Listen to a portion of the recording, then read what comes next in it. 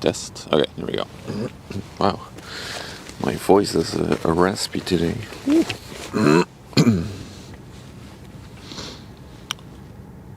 Hopefully we are live. Yeah, there we go.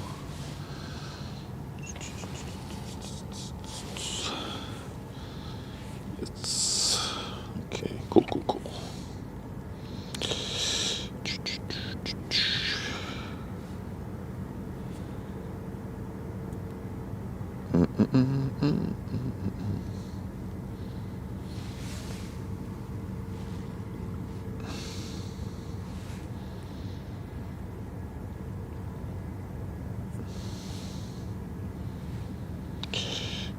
Hang on, guys. I don't have my chat up yet.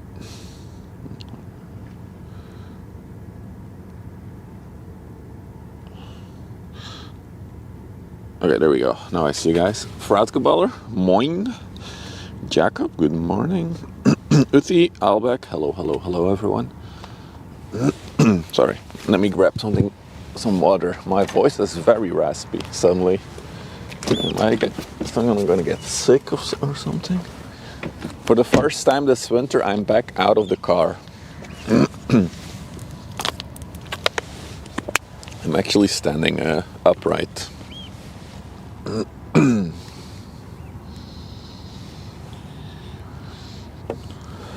I'm gonna have to change the setting here. Let's see.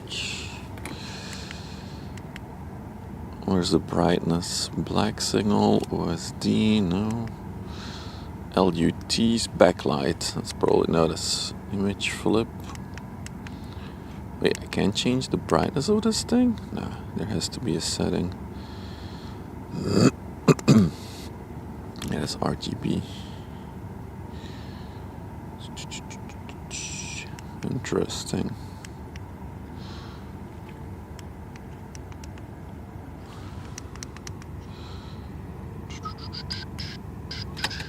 Let's go in there. Let's just keep it like that. All right. Good morning, everyone. There's a 400-meter ship on the way, so I was like, perfect timing. We'll head out for an earlier stream today, and then tomorrow we'll probably do the afternoon stream as we always do it on Sundays. Ooh, my camera's not level. I need to tweak that a little bit. Let's fix it slightly. For some reason, it's really hard to level my camera when I'm standing up, but it's easy when I'm sitting in the car. Okay, good enough.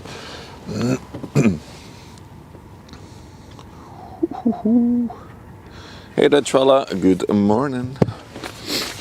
Okay, we are on the one camera setup today, because yeah, the other one is battery's dead. I forgot to charge the small cam. That's fine.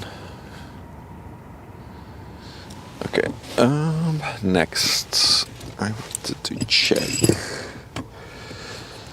Wait, is that it? Yeah, this is it.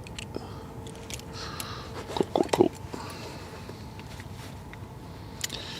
Okay, so it has to be like this then. We'll mount the phone in like this.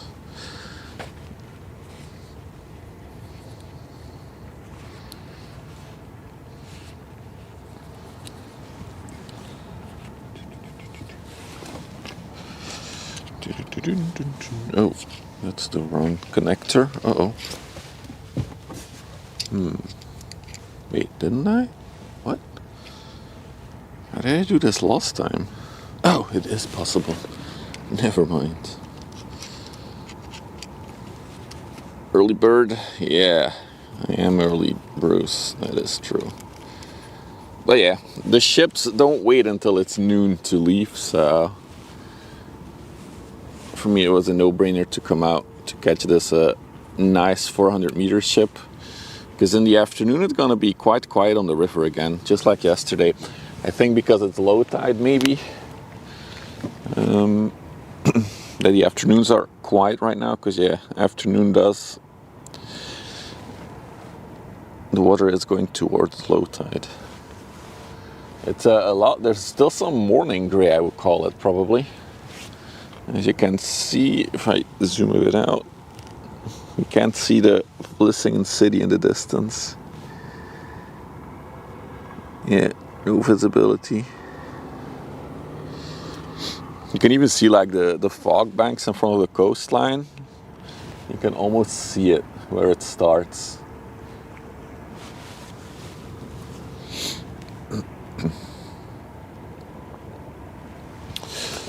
Okay, I wanted to check one more thing. Oh yeah, I remember.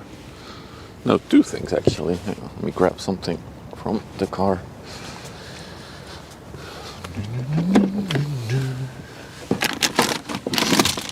It's kind of nice to be out of the car again. I think I haven't been out of the car since November while streaming. It was always too cold or too windy. Today it's really good.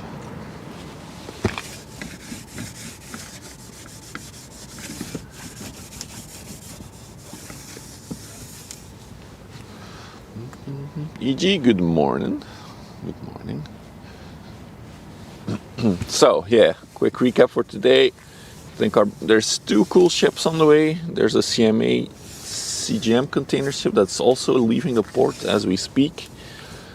But then there's the 400 meter, 61 meter wide MSC SAMAR or something like that. Forgot the name already. That has also left and is on the way. So, yeah. As usual, once they leave the port, it's about 2 hours until we see them, I think. So,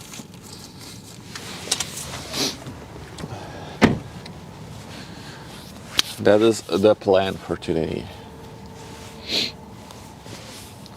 I also saw one of the Seaways, the DFDS ships in the lock on the way here. So that one came in as well.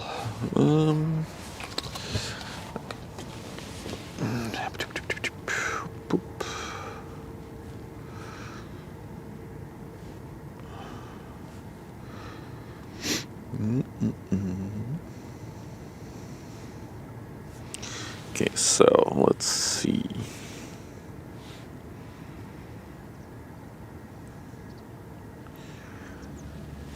Trying to see where the ship ranks in terms of size. Okay, so it's the 9th biggest in terms of capacity. There's 9 classes of ships bigger. There's actually one in port that's in the 8th spot. Well, we won't be able to catch that one. It leaves at like 4, I think, this afternoon. Or it's scheduled to leave at 4.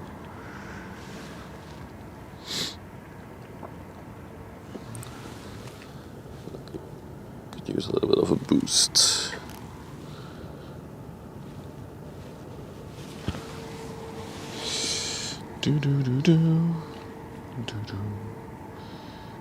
Okay, cool. Let me check the radar.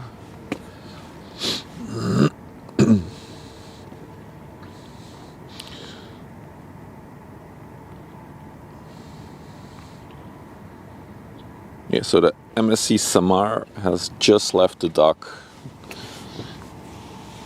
She's on her own power now.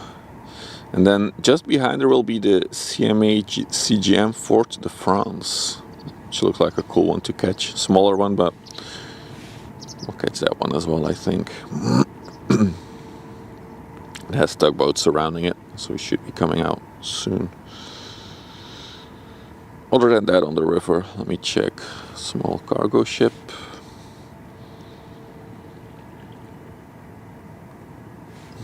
Inland ship, another inland ship.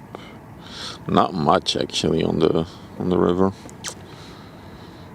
It's been a very quiet weekend so far, isn't it?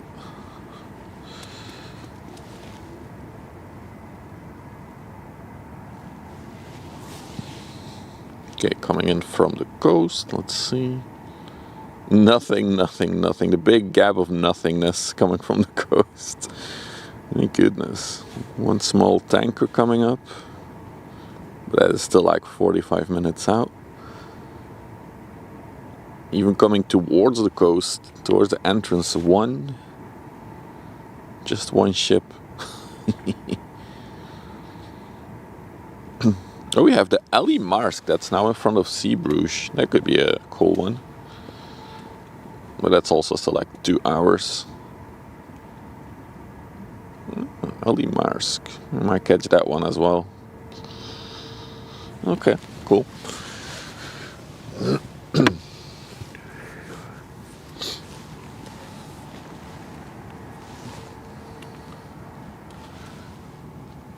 There's only one annoying thing for filming that way, and that that car has decided I am gonna park by the water side.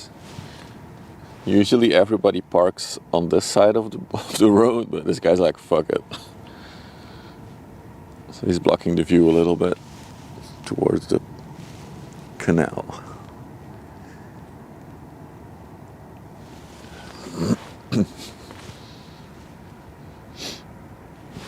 What is that thing over there? What are you? Is that a container ship? Yeah, it looks like a container thingy inland.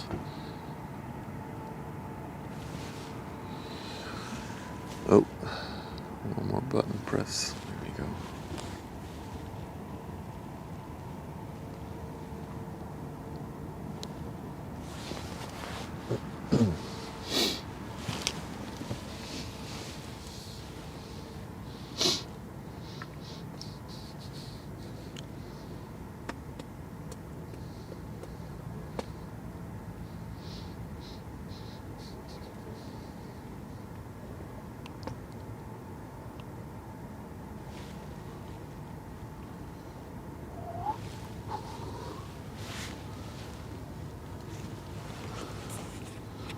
Looks like most of the chat is also still sleeping.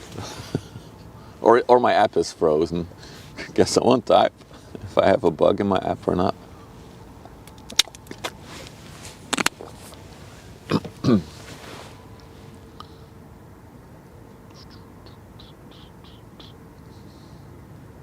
Bug. Okay. Thanks, EG. It works. It's fine. I know it's weekend. It's early. Hey Ray, hey Rosemere, good morning. How do you say it in German? Guten Morgen.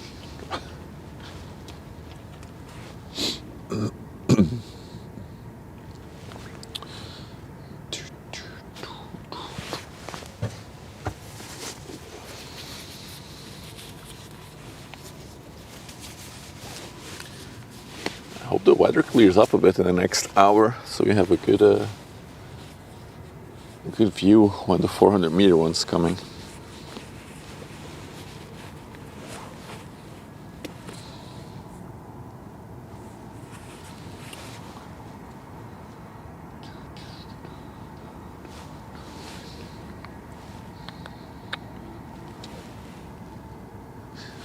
The water is very quiet compared to yesterday as well. Like all the wind that we had is gone. There's almost no wind now.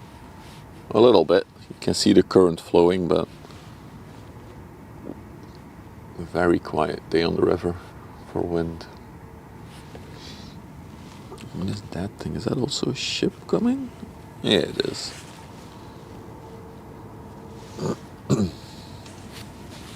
Wait, that's not.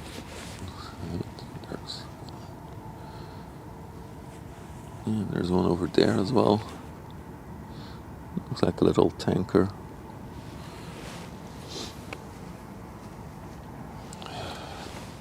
Let's see what's parked on the other side. Wow, the camera's really struggling today.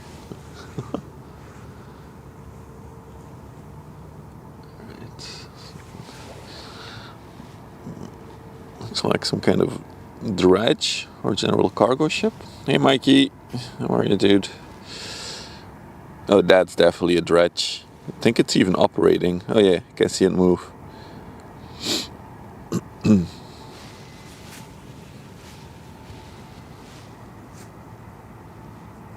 that is a dredge in action. Recovering from a flu. Knock on wood, I've been able to avoid getting sick this winter so far. Let's please have 1 year where I don't get sick. That would be absolutely amazing.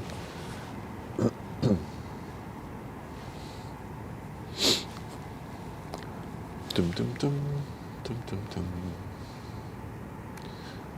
Ooh, the river drone is coming out. I saw this one in the lock when I arrived as well. It's a very cool inland ship because the steering cabin is at the front, which is very atypical, right? You can see. Nah, it's everywhere in Europe, Mikey. It's just sickness season. Ooh, we got a patrol boat as well. Look at them going.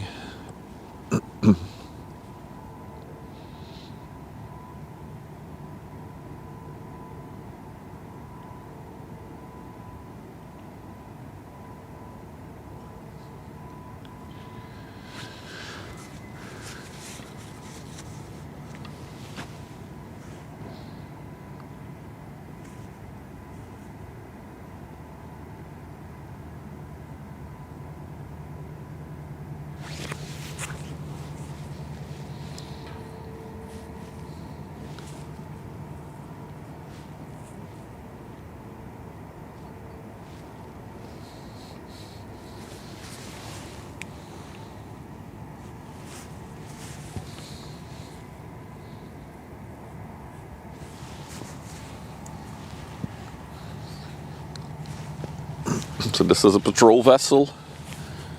This thing makes sure that no Russian ships come with their anchor down on the river. Talking about cables, I saw there's a research that has started for this location, and they need an extra massive high voltage electricity wire from the other side of the river to this side of the Netherlands. Because if you look on a map, you will see that this side of the Netherlands is completely cut off from the rest of the Netherlands with this river in between it. There is a nuclear power plant on the other side of the river though. So they want to build a brand new high voltage cable for future electricity demand in this area of the Netherlands. And there's 3 options. 2 of them are underground, and there's a third option where they will build a 228 meter, I think, power cable tower over the river. It has to be that high because, otherwise the ships won't go underneath it. Really cool. It looked very dooming. They made like some kind of silly animation, which is nowhere near how it would look in real life, but it looked very doomy and gloomy. I posted a picture in the Discord for those of you that are interested. You vote for a tunnel. All options had their up and down sides actually. Apparently digging it into the ground was also ups and downs.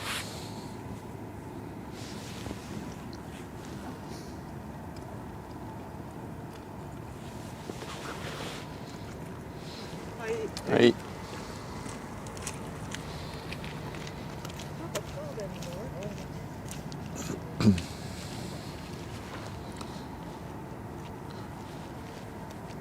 Hey, Suzanne.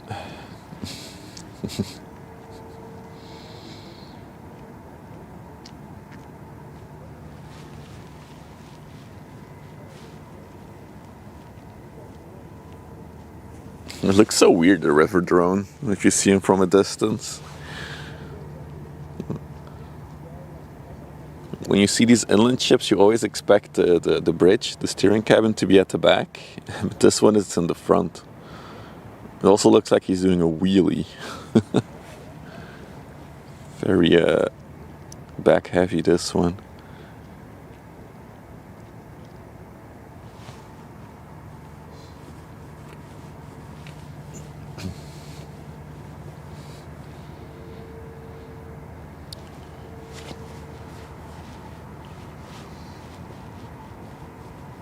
To be honest, I think it might be. I think the tower might actually make it.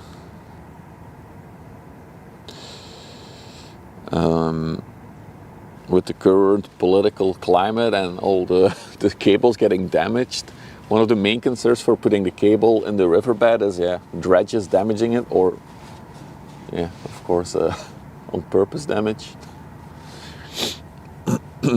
Give Zeeuws-Vlaanderen to Belgium and let them sort. That's also a thing. Like a lot of people were saying, why can't they just run a cable or have a cable from Belgium run to this part of the Netherlands to help out? And apparently that's not legal, so they have to fix a cable over the river. Did I sleep there? No, but I woke up at like I think 8:30, and I saw that a 400 meter one was scheduled to leave the port for 9:30. So it was like, it's been a while since we caught a big boy, so it's time. So today we'll do an early stream, and then tomorrow I'll probably do the regular afternoon stream. Unless something really cool pops up in the morning, of course, as always. Hey mate, salut. No, I need to say guten Morgen. I noticed that I have quite a few German viewers since I started doing the ship spotting. You guys really like your boats. So do I. So do I. So yeah, it's not busy on the river right now. I think we might have to wait until the container ship's here for some action, but it's coming. Let me check the radar again.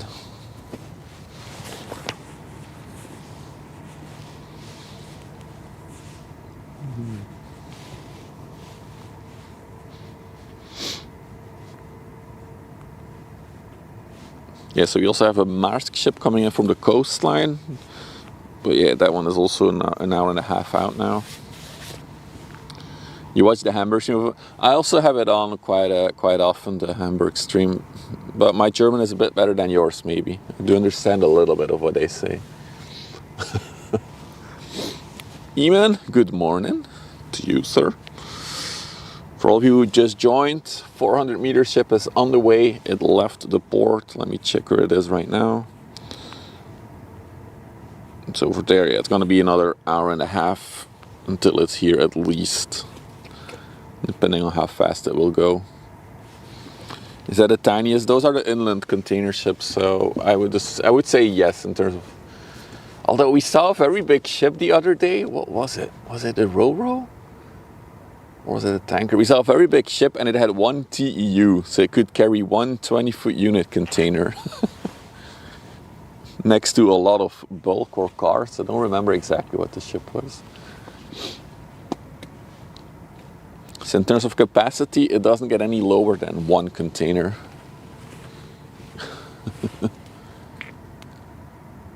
We also had just a tug coming out. Was it a vehicles carrier? It was. Okay, Akandos remembers. Ian, I see you on the YouTube. I'm sorry I missed you. Weird remark, but hi.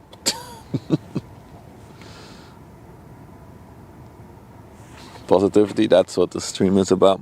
So we just saw a little push tug. See, like this little thing with Rotterdam and Adelaide on the back? That one is a little boat that pushes barges. But someone say weird remarks and Meaty shows up? How fitting. Can it be more fitting?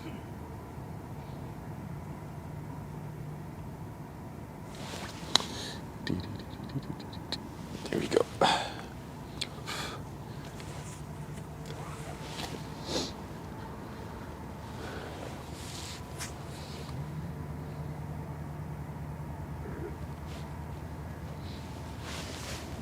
Another one coming in.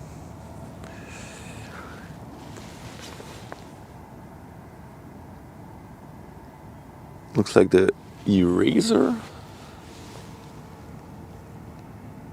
Oh, what is that?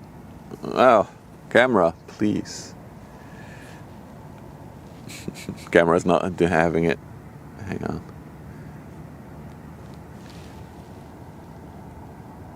Wow, camera's really not having it. The Enaxor? What a name. It is the Enaxor. Holy shit. Like a very badass name. On the way to Ghent from Schiedam.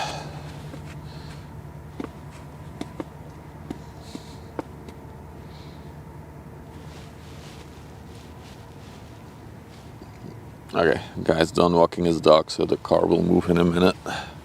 It's good. Neat.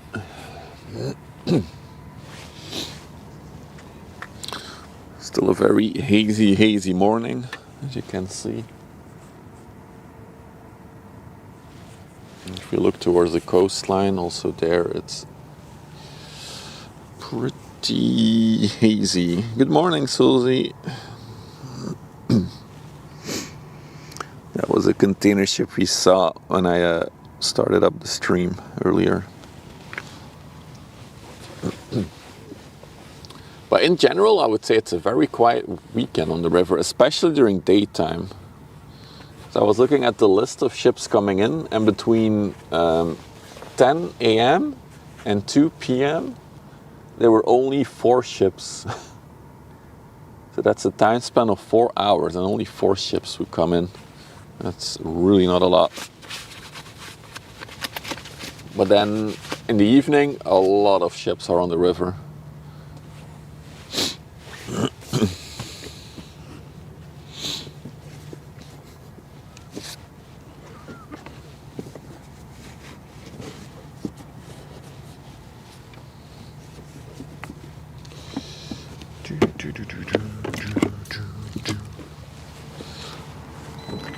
No! Oh, I forgot about that. Is that a crane ship? No, it's a container ship. That a small container ship.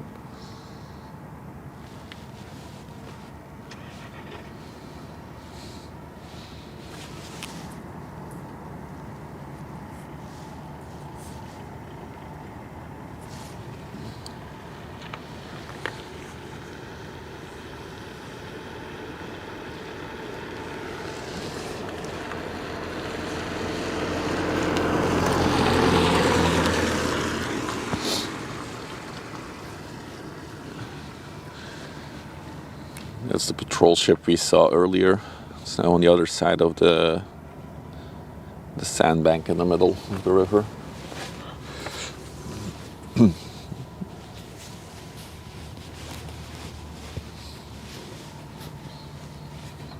Must be easy until the Russians come. Then it's not easy anymore. But usually they send the military though. If that happens.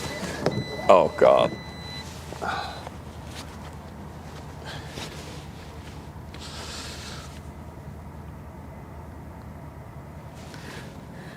You can see the sandbank in the middle.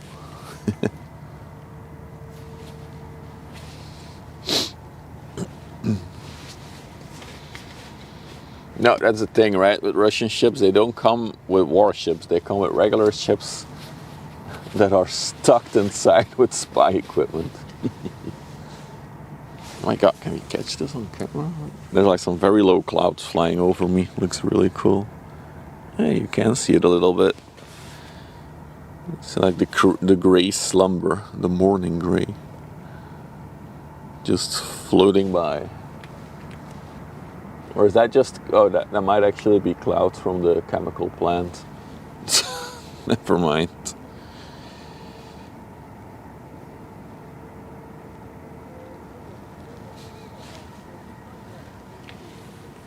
Very quiet. Wow.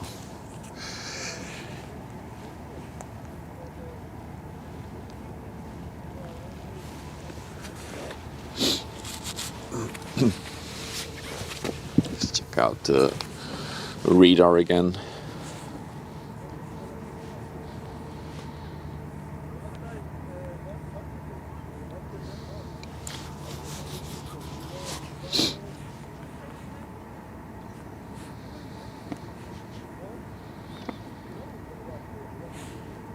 Oh, we missed the Roro earlier.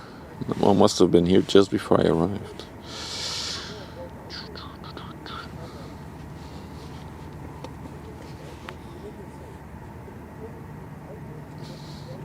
I'm looking, there's not even one big ship coming before the container ship. It's so quiet. Wow.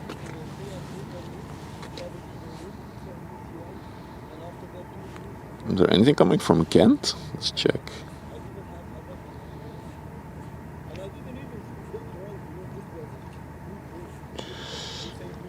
Nope.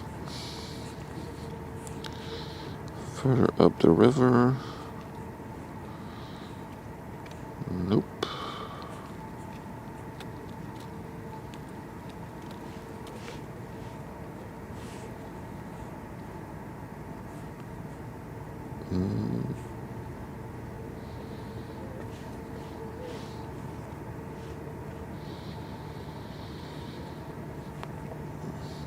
Nope. Well, I think we're gonna stare at these smaller ships for the next hour. It is what it is.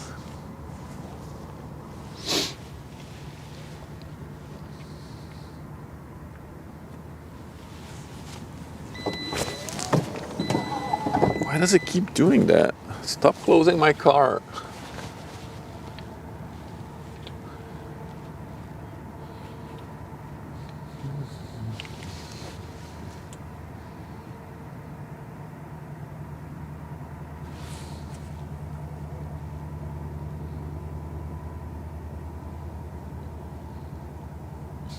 There's the little one. It looks so funny. It's like a floating square. The push ship without a barge.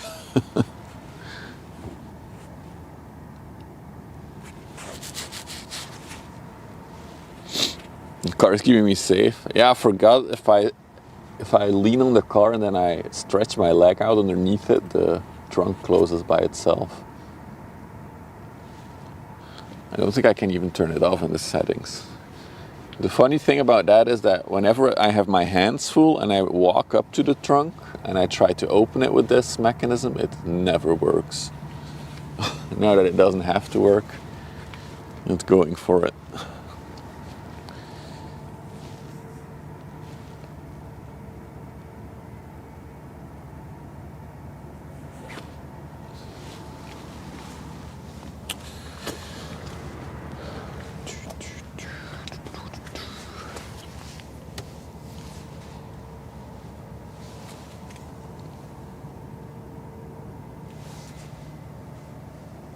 Something's coming loose on the tripod.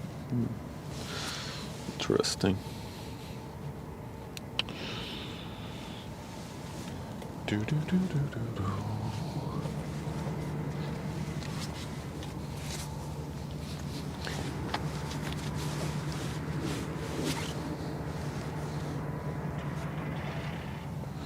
Where are all the ships? Hey, Bazzy. Yeah, shippies, but it's actually a very quiet day until the big boy arrives.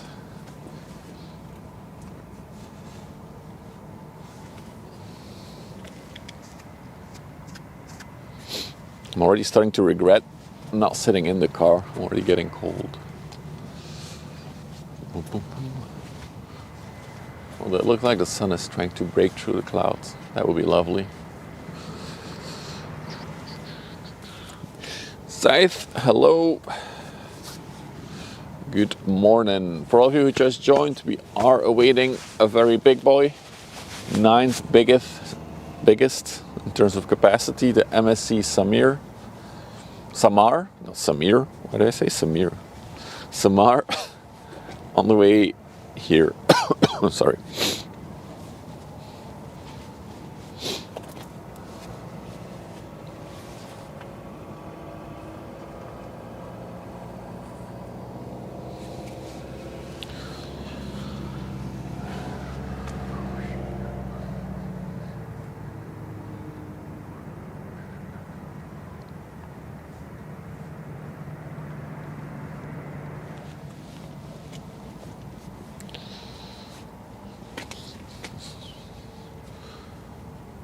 So the ship we're looking at is the only ship I can see right now.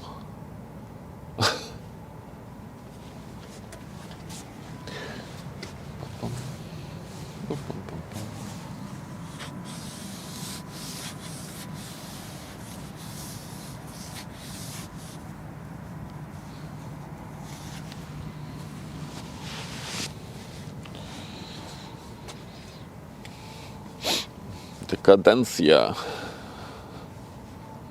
Evergem. From Vlaardingen. Wow, that's a distance. The type is other.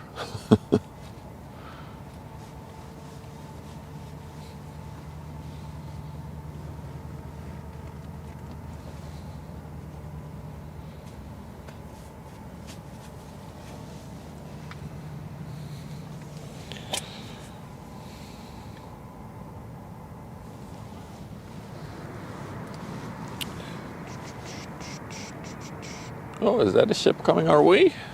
Yeah. Let's check. We might have something coming. Didn't see it on radar though.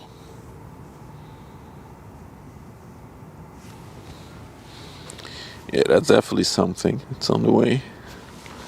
Let's check it out on radar. See what it is. Good morning, Ben. Good morning.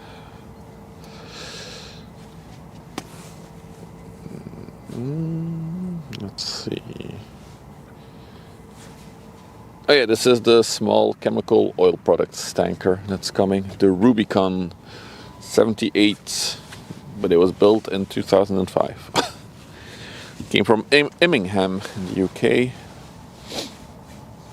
144 meters long, 23 meters wide. She's deep, currently 9.1 meter in the water. Coming at us at a steady 12.6 knots.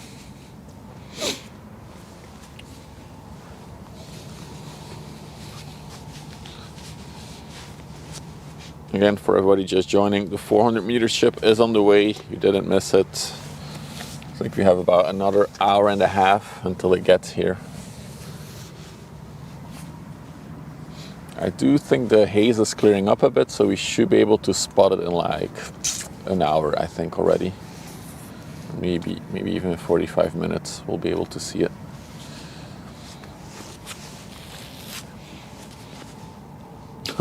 All the Rubicons 1 to 77 sunk.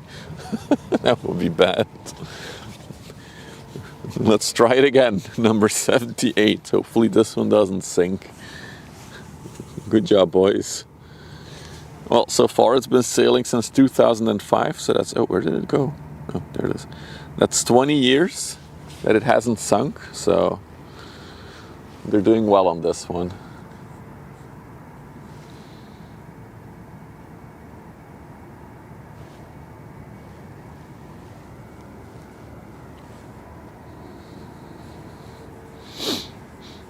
Yeah, they should just rename it to Please Don't Sink.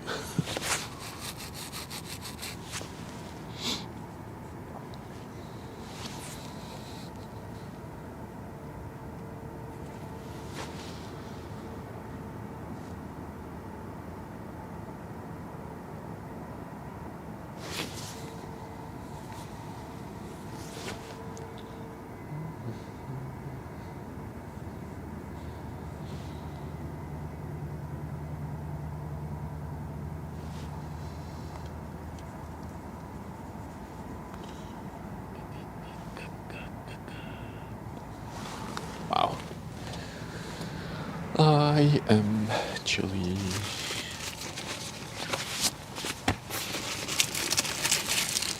Ooh, there's Biscoff in my backpack. When did I put that in? Are they still good? They look alright. Let's munch.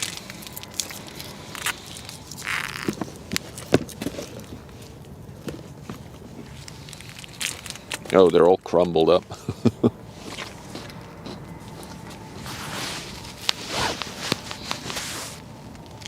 I think I put it in there at some point, but I forgot about it.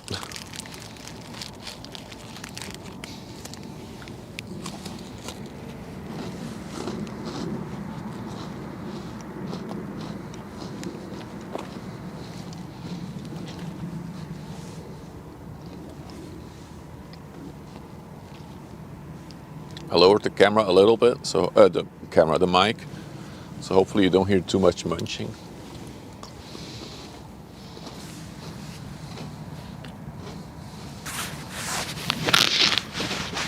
I'll lower it a bit more.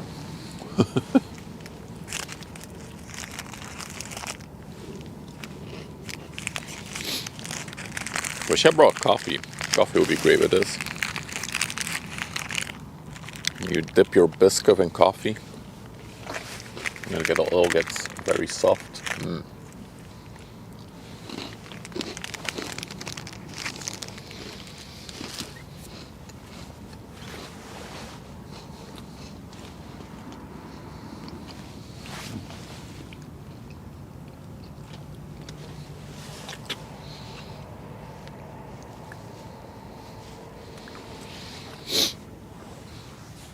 Inland ship is here.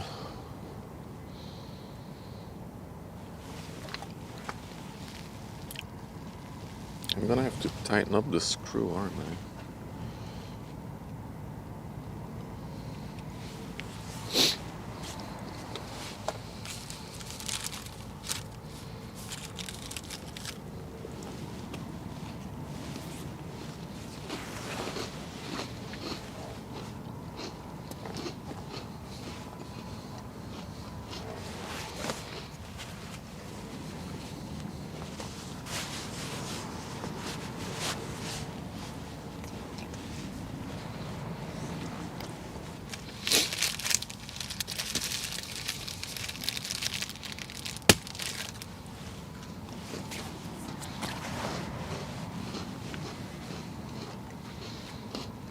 Hey Lunette, good morning.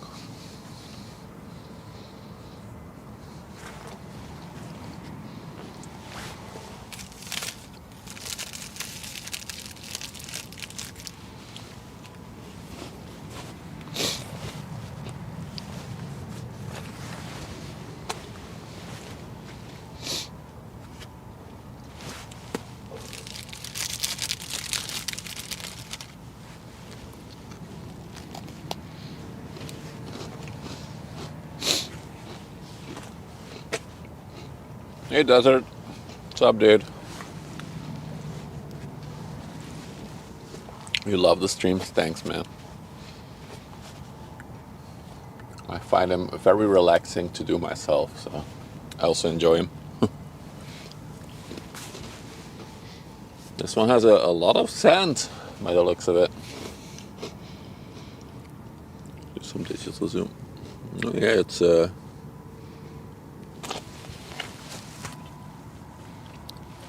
quite a bit of sand there. Ooh.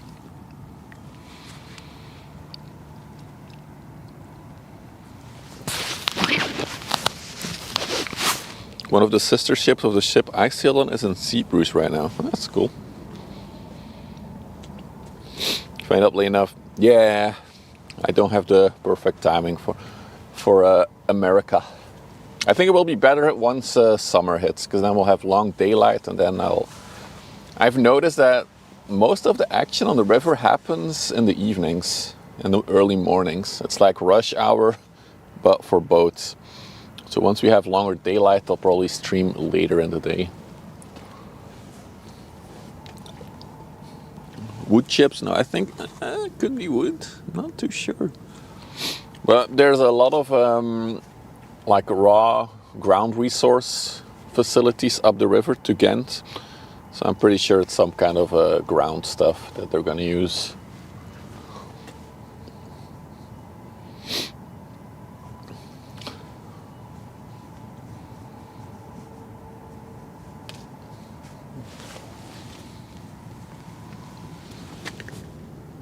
I think it almost looks like pulverized brick or something, maybe.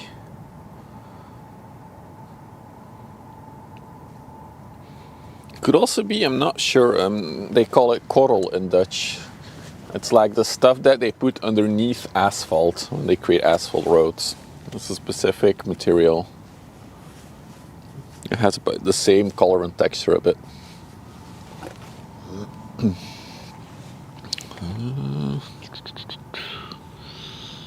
There she comes. Okay, I'm gonna have to do a small adjustment to the camera because it keeps see this wobbling? It shouldn't be doing that. So This is gonna look weird for a minute, but bear with me. Just need to tighten the screw a little bit. There we go. That is fixed.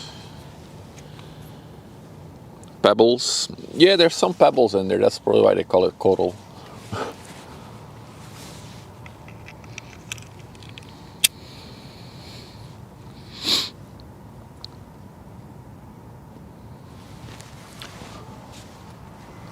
I only know this because during the week, often when I'm working, I have an excavator guy. It's a guy that works in his excavator, but he streams it on Twitch.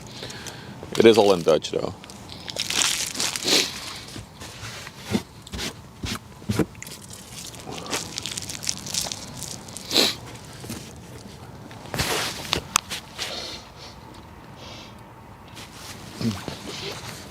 All right, the biscuit has been devoured. Sparking up a smoke. Yeah, I am a bit sniffy today for sure. Heartbeat's working. Yeah, that's the dude. Got a tripod. Oh, I got a lot of stuff. Wait, we have time. It's very quiet anyway. Quick little look behind the scenes. Hang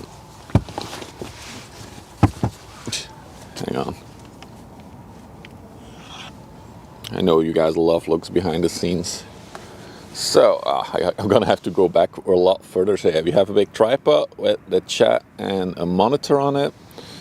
That all routes into the backpack. We have the Bella box, a modem. We have an iPhone as a second modem. And then today I'm not using it because I didn't want to bother with setting it up. But this is a multi-camera thing, which you've been using for the past number of streams. Zoom out. I can't. I can't zoom out more. That's why you have the second camera set up.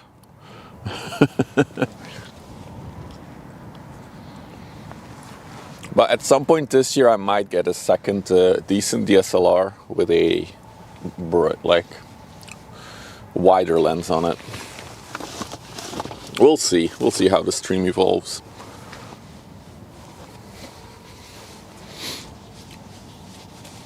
I would also like to get a better lens for the camera, because as this is a good lens and it has a nice zoom on it, but I don't like the f-stops it has. It doesn't let enough light in for my liking, so it's less sharp. If it would let more light in, it could be even sharper, the image. But I'm not sure if you guys know, but lenses for cameras have ridiculous pricing. I have no idea why, but for some reason they cost a fortune. Well, it's just some metal and some glass. I don't know. Because I think the lens I'm eyeing there's one for €1,000 and then there's one that's 2,700 euros. Just bonkers. Because they can. Yeah, it almost sounds, it's almost like because they can.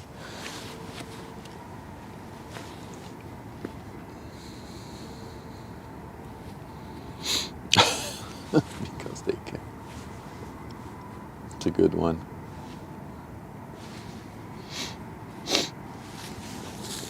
I assume the lenses have to be made very specifically to a certain standard and quality, but I can't imagine it costing €1,000.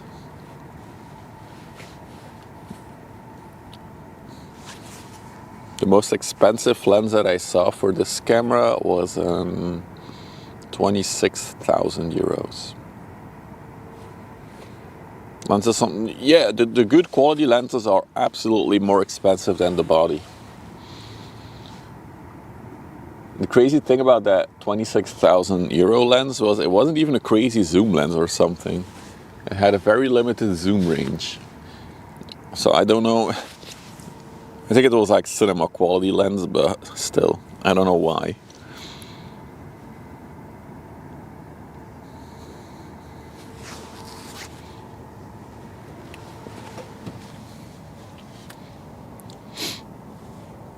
Might be my location. You think it maybe in Europe it's more expensive than US? Could be. Could be. I might also, if I get a second camera, I might get a Sony. Now I'm using a Canon. It feels like Sony has more off-brand lenses, like not the official Sony lenses, but still good lenses, which are a bit more affordable. Sony, yeah, I have a ZV-1 and I didn't like it that much. That's why I decided to try a Canon for this one. I'm happy with the camera. It's a good camera, but the offer for lenses is like more limited on Canon, I feel like.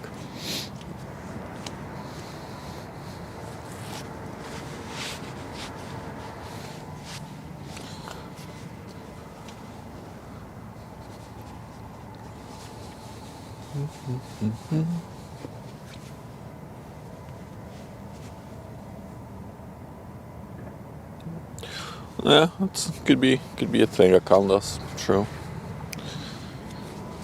Yeah, for the people on YouTube, since we're also live on YouTube, exclamation mark YouTube.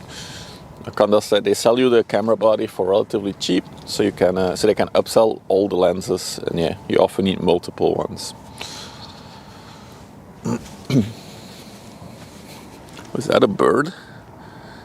Oh yeah, there's all kinds of birds. Look at that. What a shot.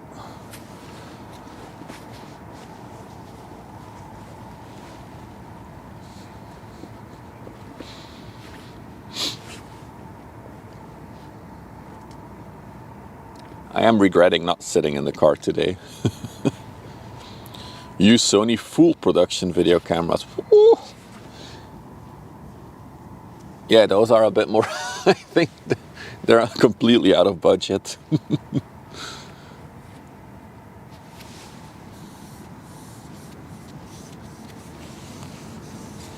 I think if I get a Sony, I might get a what is it, A7 Mark III, I think it is. Will be the one that's a full frame. But yeah, that's maybe something for the end of the year if the company needs more expenses.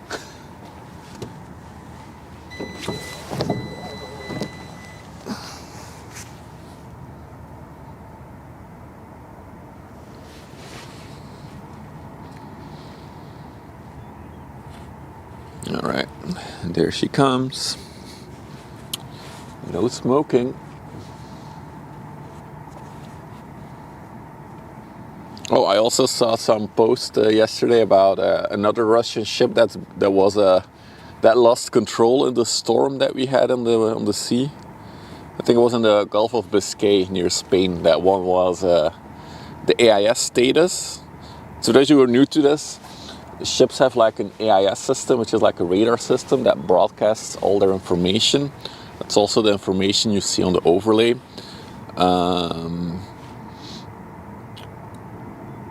The AIS status was not under command in the middle of the sea. So another Russian ship that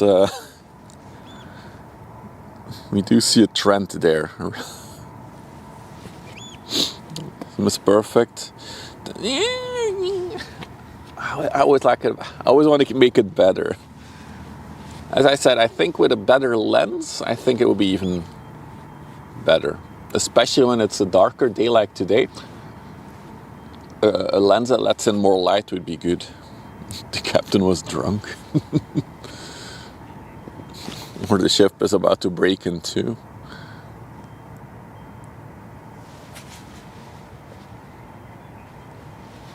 Alright, check the radar. See how far, wow, I can't talk today, it's just not possible. See how far the 400 meter ship has progressed towards us. Okay, she's in the corner of Bath. That means in like 20 to 25 minutes, we should be able to maybe catch her in the distance for the first time. We'll have to see. Just look at why I'm not surprised. I mean, with not under command, you'd think, oh, it has no captain, but it probably just means that they don't have control of her, of where she's drifting or going. alcohol is a real problem. Only alcohol? I think there's more problems on Russian ships than just alcohol.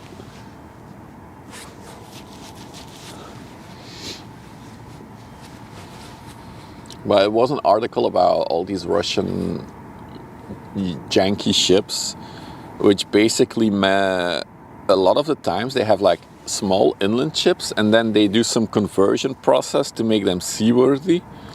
But the whole inspection of doing that and the quality of doing that is just, yeah, piss poor.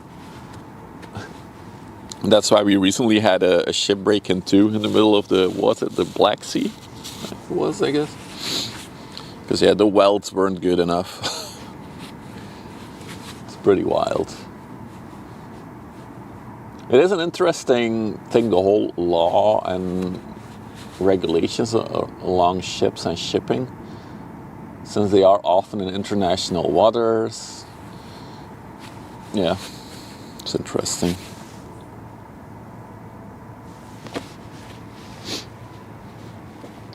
Boom, boom, boom.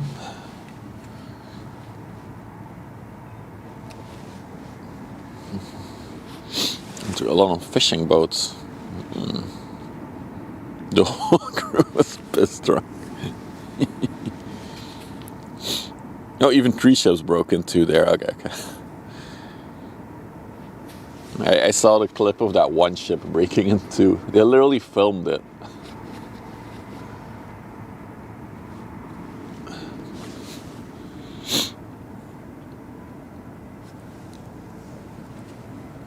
Very militaristic command style. I mean, isn't that everything in Russia? Very militaristic. Very like fixated on power and rank and status. It all matters a lot there.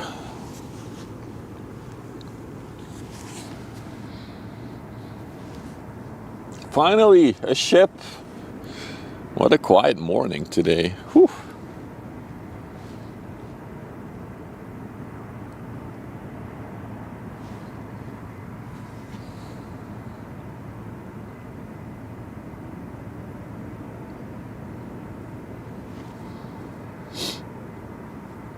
So this wasn't chemical oil products tanker, right?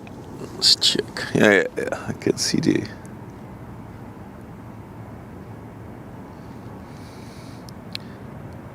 Looked a little bit like an LNG tanker with all diagonal things there, the beams.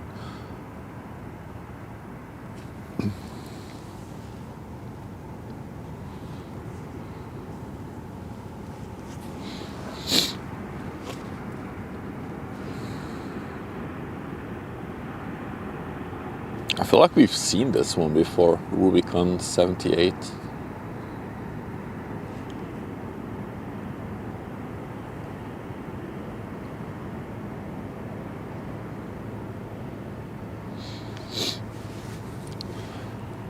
Yeah, another reason I want 2 cameras, well, I have 2 now, but I want 2 DSLRs is when the 400 meter ships come, this is how far I can zoom out. Right now the ship is right in front of me. If this is a 400 meter ship, yeah, I cannot catch it in one frame. There's no chance.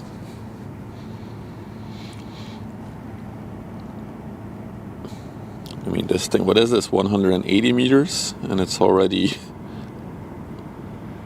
144. Got another one sniping. Let's go say hi to the captain. Hello, captain. Look at a little curtain. So a lot of these people are owner-operators of these inland ships, and they literally just live on them. As you can see, this is their house, basically. See the little curtains.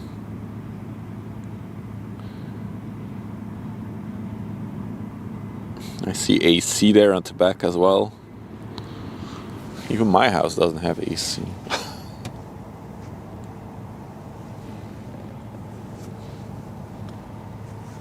Oh, that's... Look at the waves it creates. The little bumps on her side. Looks cool.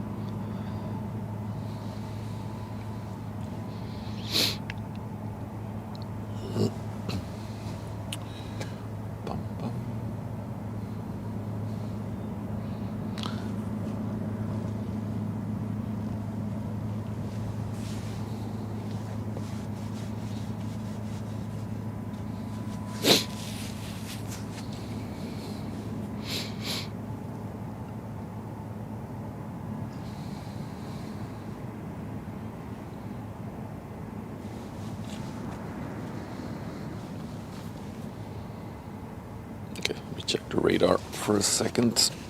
Because I do know there was also the Ellie Marsk coming from the coastline, but I think she's further out still. Let's double check. Oh, there's a hopper dredger coming as well.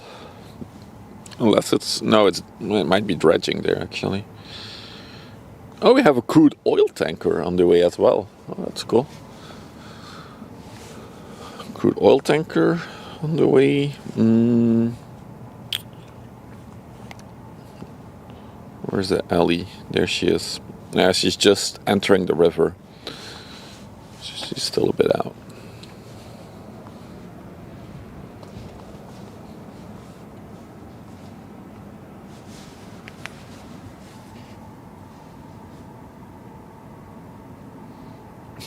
I have no picture from ships. I have my VODs that I cherish.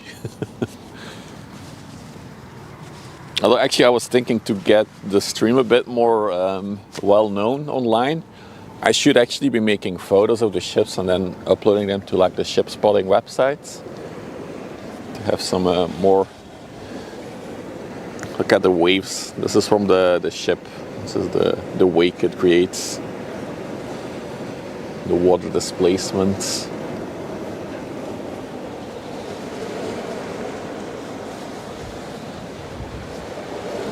Seven C. Oh, that's nothing. We've been here when it was like 1 degree Celsius.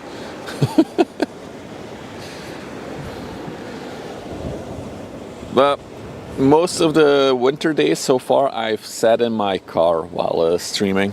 So I just put the tripod next to my car window. And then I'm in the car, a nice little blanket on me, so it's actually nice. Today is the first time that I'm actually back outside. Since November, I think. We've been sitting in the car.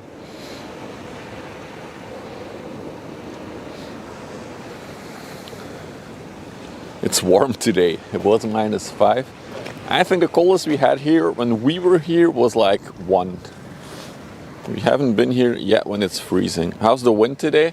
It's picking up a little bit because I'm getting a bit more chilly. It's coming from the southwest-ish, mostly south. But yeah, it is a bit chilly today. It's chillier than I was hoping for. Because in the afternoon there's supposed to be more clear skies, or some breaks in the clouds at least. But unfortunately not right now. A bit of sun would be nice, actually. Roos. This is a Roos. Came from Antwerp. Oh no, on the way to Rodenhuizen. Oh, that's Ghent then. Rodenhuizen dock. Came from Schiedam.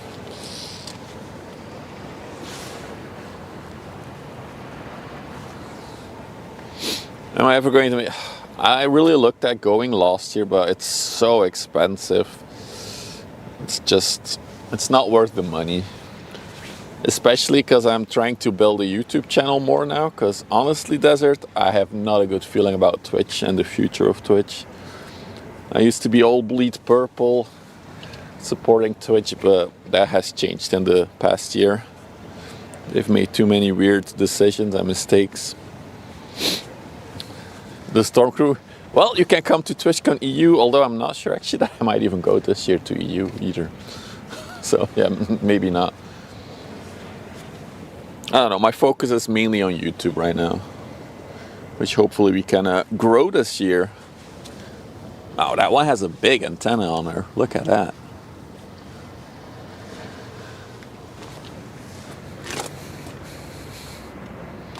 To be honest, if I go to the US, I'd rather do a storm chase there than do TwitchCon, because that seems a lot more exciting. What did they do? There's many small things like unwarranted bans they did. To a lot of people I really appreciate on Twitch. They just banned, no way of appealing, bans for no reason. It's a whole list of things. The decisions they make on the platform itself, on the future of the platform, I don't think they're making the right choices. Yeah.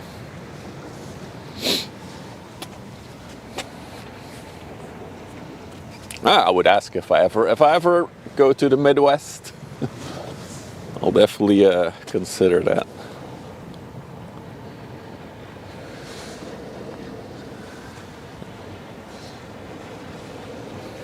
Looks like Mozart is not going to Ghent. Wait, wasn't going. Oh, going to Hemixem. The AIS data is wrong then. Hemixem is up the river from Antwerp.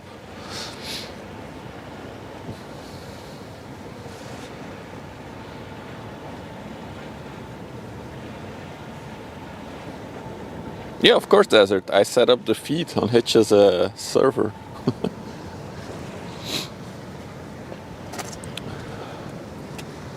Oh, I finally see a bigger ship coming from Antwerp. Look at that. Finally, a ship. It's been really quiet today.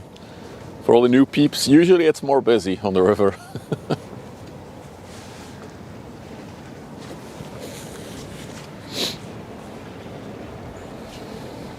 But honestly, right now on Twitch, the only stuff I really still watch is storm chasing, spotting, because there's also another ship spotter in Hamburg, a German one, Hamburg Haven Live, and plane spotting. Then there's a guy with his excavator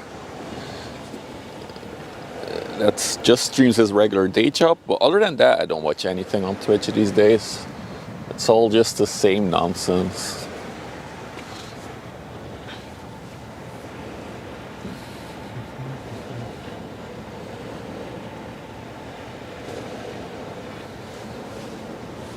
Look at that antenna. Why is his antenna so big? I have questions.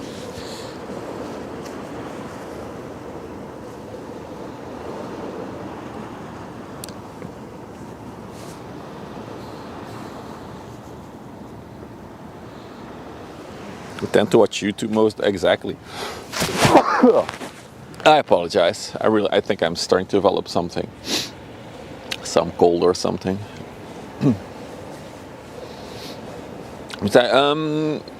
Well, sometimes I put Reed on when he's not, well, and then I put him on mute. That's the only way I can watch him. I don't like his shouting and yelling, to be honest. And there's a few others on YouTube, I don't even know their names by heart.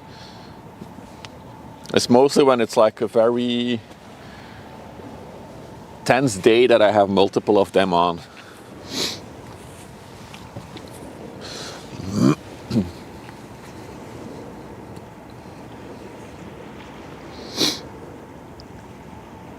It's my fault because I mentioned I had the flu. You infected me, Mikey, through the stream. Damn you. Reed is good muted. Yeah. Although I do like the thing that Reed does with his streamer. He has like the guy in the studio giving some more information on the situation and stuff. I do like that. I think that's really cool to have. So I do want to hear that. I just don't want to hear Reed scream all the time. Oh, the morning gray has cleared up. Finally, we can see Vlissingen in the distance. There it is.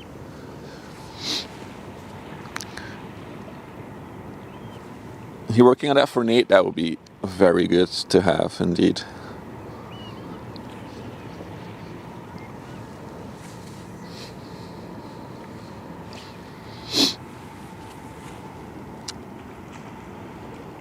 I'm trying to see if I can spot the Ali Marsk that is coming in right now. Let me see on radar where she is.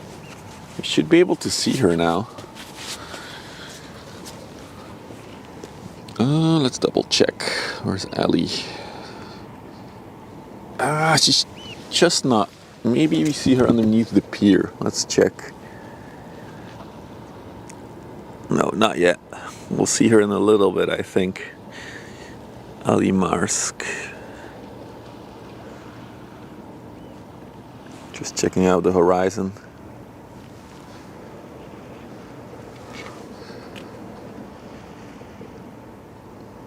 Our issue is someone to be live like that might be me.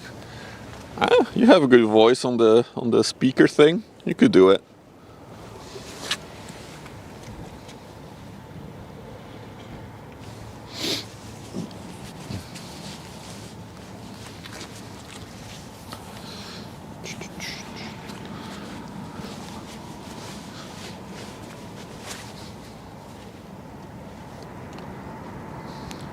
if I see the Ali Marsk appear, I'll spin it around again. Okay, let's also double check the radar on the 400 meter one.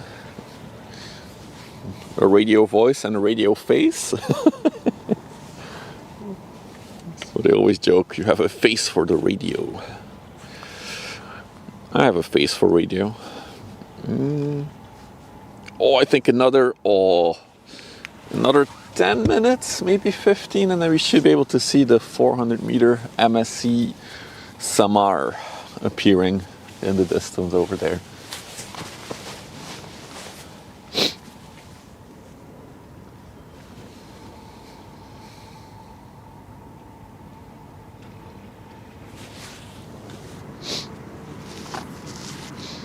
Ooh, wow. So only a very chemical burnt smell is coming from the chemical plant next to me. That can be healthy.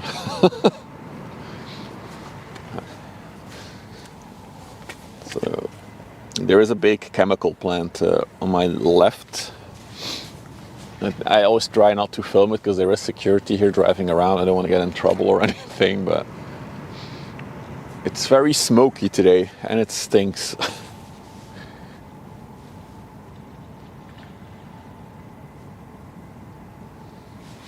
This fella came from Rotterdam Botlek.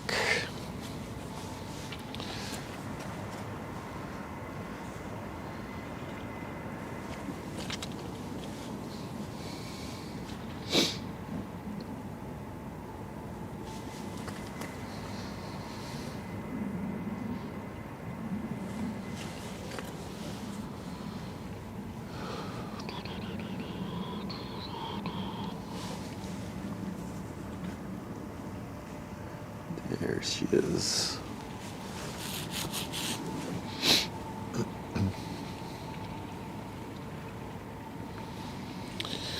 You acquired coffee? Good, Bessie, good. I already had one this morning. How does a captain see what's in front? It's all radar. You can compare it to flying a plane. They can steer the ship completely on radar and other devices. But yeah.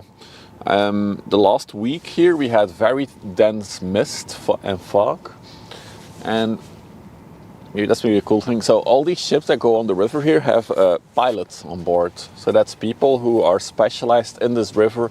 They know every little corner, every bow, every depth of the river. They're very experienced and specialized in this river. And because this is a tricky river, a pilot gets on board at the entrance and it sails all the way to the port with the ship. So the pilot is in command. So I follow one of the pilots on Twitter, and he posted a picture of the ship in the mist, and he could not see the bow, the front of the ship from the bridge. So he was 100% steering on radar.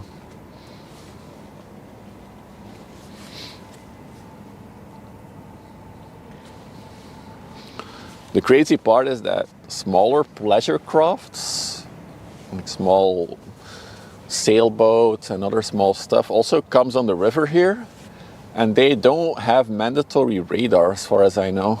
The AIS system is not mandatory for them, so I'm not sure how they can see those. Although you would be very stupid if you go out in like the mist when you can only see like 80 meters ahead of you. It would be stupid to get your little sailboat out.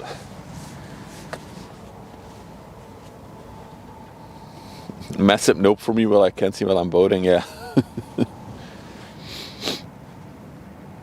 I mean, yeah, especially like the 400 meter ones, the bridge is like 60 meters up in the sky.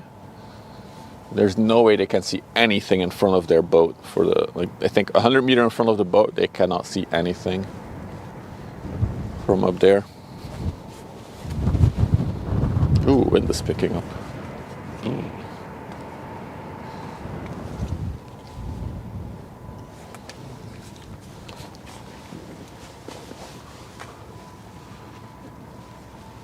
So if all goes well, we have the little lighthouse that you can just see on the left of the left wind turbine.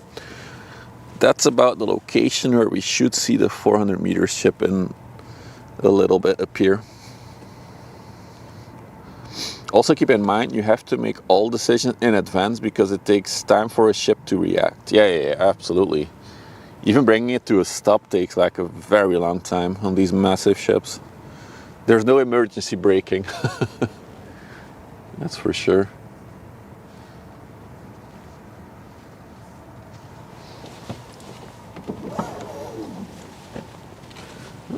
It's a spotter that's parked over there.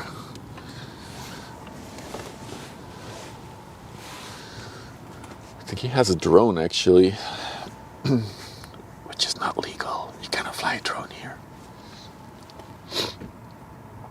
No, he's back in his car. Throw the anchor. Yeah, that's a very sensitive matter these days.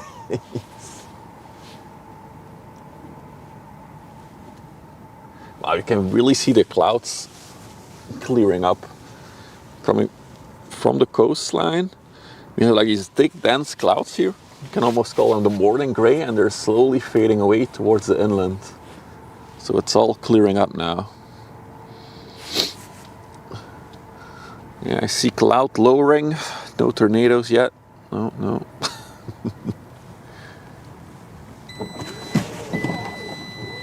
Car, please. Don't close the hatch. There's maneuvers you can do to bring it. What would the maneuvers be then? Akanda's like just turn it, like spin the wheel so it makes a U-turn or something?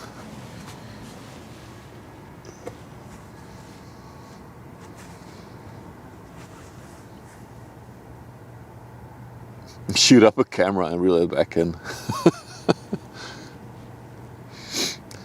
So I was looking at it 2 weeks ago again.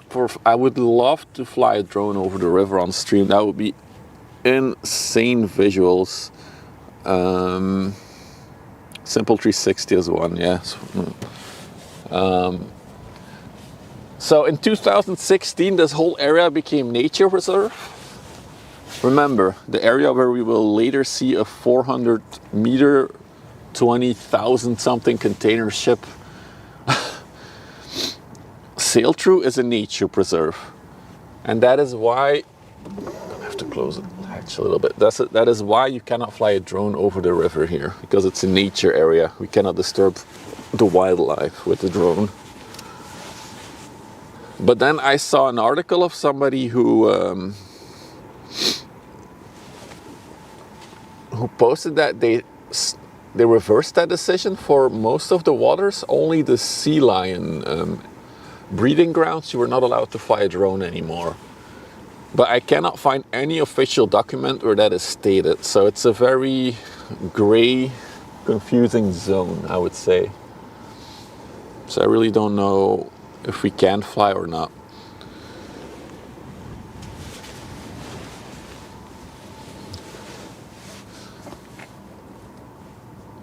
But the thing is, people do it. I've seen clips on YouTube, even made last year, of people flying their drone over the river. Some flying really close to ships even, where I'm like, I would never do that.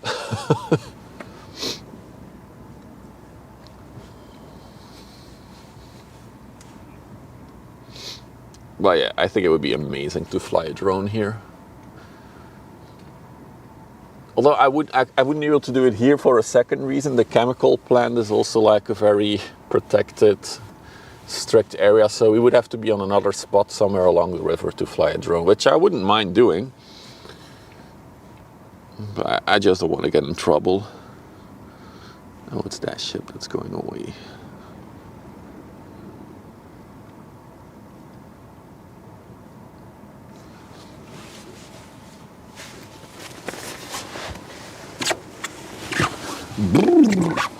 It's starting to drizzle a little bit. Let me move the camera and lower the hood a little bit. Oh, there we go.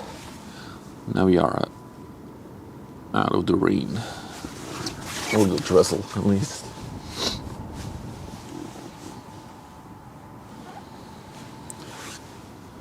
Don't think anyone cares. The thing is, it wouldn't be a problem to do it on stream if it was legal. Doing illegal things on the stream will get you banned real quickly on Twitch. Arena stream equipment, I know. Because yeah, I'm pretty sure there will be no cops that will roll up to me and be like, hey, give me your drone. The problem is the live streaming part of it.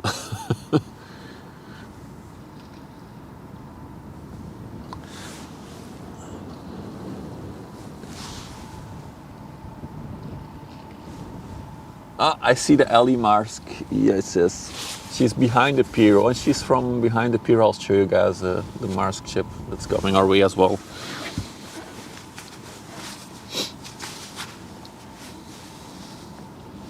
This is why we... No, because if you're banned on your first account, you're not allowed to even access Twitch on your second. So, let me tell you a story. A streamer I do appreciate his content a lot got banned because of a hate campaign against him. He got banned for no reason at all. He got banned for sexual content while he literally does nothing like that. It's a man. Dude does nothing like that. So the hate crew, no, not Jay, the hate crew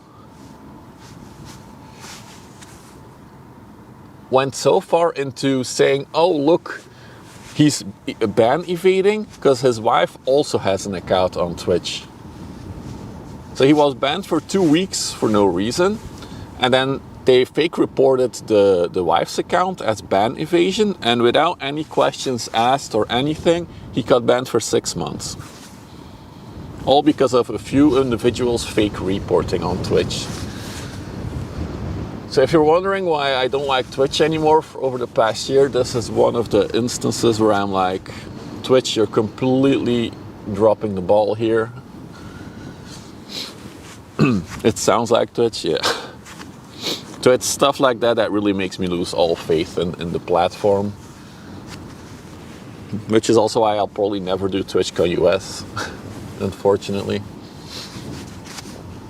And it's also why I'm doubting that if I'll even go to the EU version this year. Still waiting to see if the big boy appears over there. Not yet.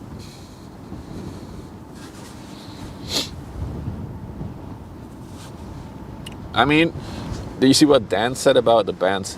The thing is, both Dan Clancy and the previous CEO of Twitch have been always, every single year, they're like, we'll make the ban system more transparent, we'll make it better, we'll do our best. It has not changed a thing over the past 5 years. They keep messing up shit. They don't do shit. Their trust and safety team is like a bunch of cowboys within Twitch. It's an unreachable unit. Nobody has access to them, not even the partner managers or anyone can talk to them. It's like a whole rogue unit within Twitch that can just do whatever the fuck they want. Yeah, I don't know. It's really, really bad. Nothing's changing. It's been like that for years. So I've kind of lost all hope and the thing in Twitch. So if I one day disappear from Twitch because I'm saying these things, I am also on YouTube, !YouTube is the link. If you're not following yet, please consider dropping a sub on YouTube, it's free. Maybe even smash that like button on the YouTube, that does help me out as well. The YouTube has been steadily growing, so I'm really happy with that. So we'll see if we can make something out of YouTube. The fuck is that name? Is the river we're at, Westerschelde Live. I chose a name on YouTube. It's a brand new channel, Fox, because I do have an old YouTube channel as well.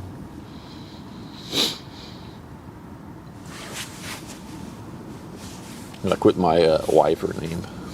I'm just too attached to this name on Twitch to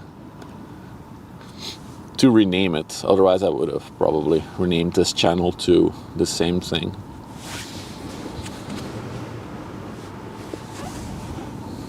Well, here she is. The Ganges Star. On the way to Rotterdam. Chemical oil products tanker, 128 meters long, 20 meters wide. Currently 6.5 meters draught, so that means there's 6.5 meters of her that we cannot see right now. That's in the water.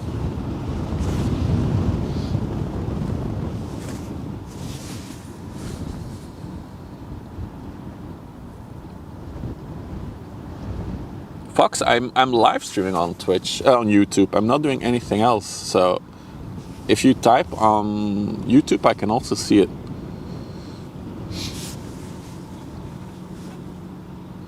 So that is for the 30 people who are watching on YouTube. If you have questions and if you're new and you want to ask a question, I can also see your messages in the chat.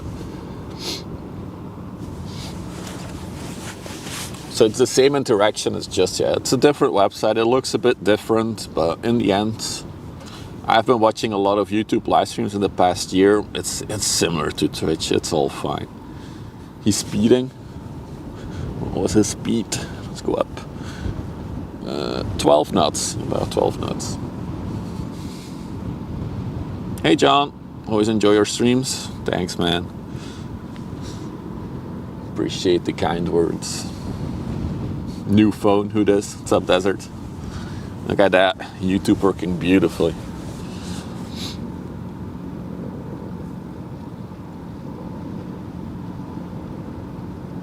Check set doesn't even work. Might be an ad blocker. Really? You don't see it? Interesting.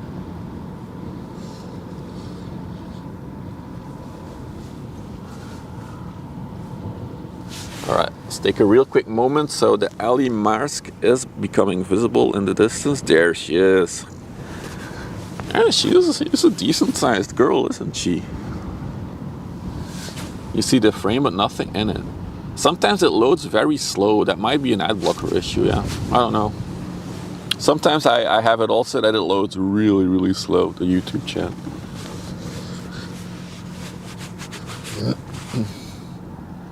Oh, as I was seeing it, there it is, fixed. Another cool feature of YouTube is that it has like the closed caption thing. You could enable. I know somebody asked me to, so the stream is a little bit more delayed on YouTube because there's closed caption options for it. But somebody said I'm often watching from like the bedroom and I don't want to wake anyone up, but I do want to hear what you're saying. So that's why there's a bit more delay. Doesn't look like a ship, it's a skyline. Dude, I'm telling you, these ships are huge. Oh, the other one has also appeared. Oh, all the action is happening now. Hang on. So this skyline that you see over there, that is a 400 meter long ship. Look at that thing. That is massive. Still need to go a long way until it's here, but this is our first sighting of it.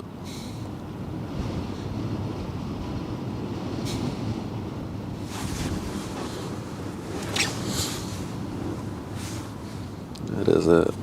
In all its glory. Bazzy, it's not the skyline. The skyline, so there is also a skyline over there in the distance. On very clear days we can see it. I don't think we can see it today. And I was confusing the skyline that was there for a container ship that was coming our way. And I was like, no, it's a ship, it's coming. And everyone in the chat was like, no, it's a skyline. But this is a ship because it's moving.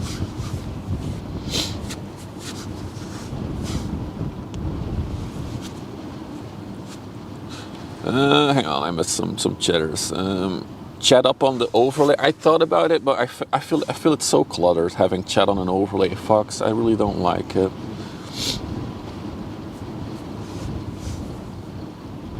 No, that's not the right one. Overlay. It's not Port de France. This is the MSC.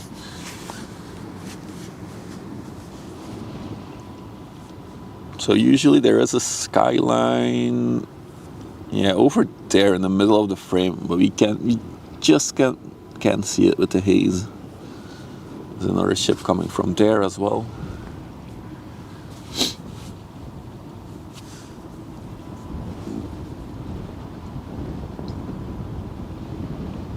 You've smashed the like button for the first time in years. It seems like the call to action works.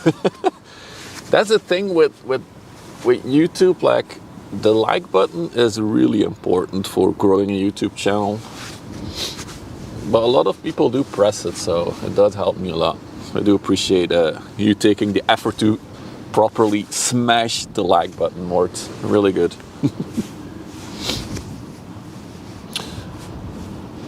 So yeah, this is the MSC SAMAR we're looking at. 399.9 meters. My overlay thingy rounds it up. 61 meters wide. I think in terms of container capacity, we can check. Unless Akandas will beat me to it, which he always does. How much containers fit on this bad boy? I have it here though. This thing can carry 23,756 20-foot unit containers.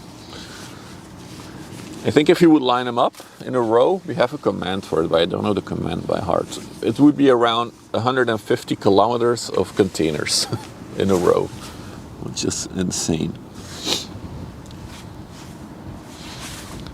YouTube chat is still in beta and Streamlit. I still call it beta because there's still bugs and glitches in it, but it's been pretty decent, brew, so far.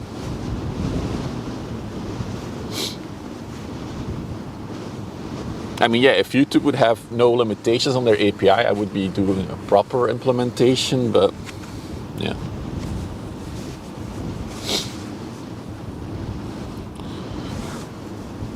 Yeah, you do, Fox. Twitch does not know if you mute a tab or not.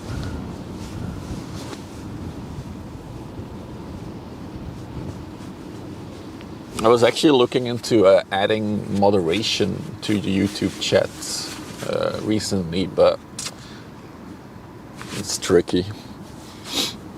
Anyway, let's get back to ships.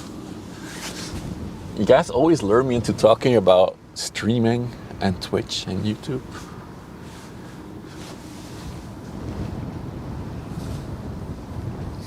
Do you have to be active? You mean in chat? No, you don't have to be active. Look at these clouds, by the way. What a cloud formation. That is definitely a rain shower over there. As you can see. The wind has absolutely picked up as well. It's really, really cold now. I'm really regretting doing the outside setup today. Tomorrow we'll be back in the car, I promise you.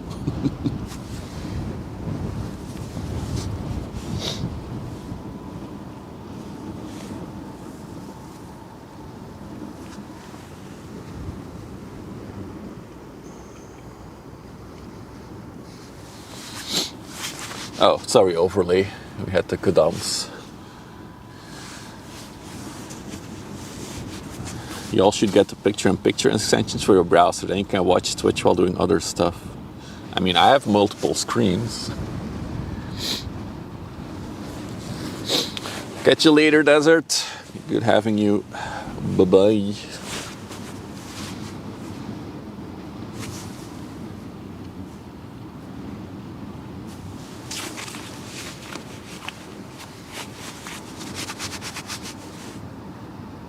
Oh, that's another cool shot. Hang on.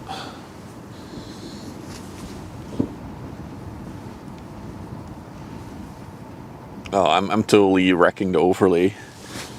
Look at the... You see that little... In the middle of the screen now, there's like a little church tower. Look how small it is compared to the, the ship going at behind it. I also have a laptop, Ezzy, but I put it in a docking station, so I have two screens.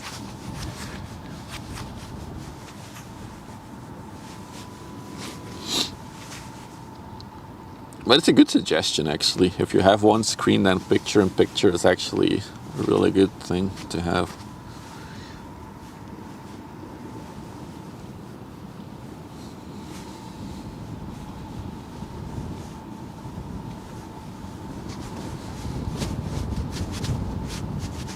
Oh, we got a little pleasure craft on the way here.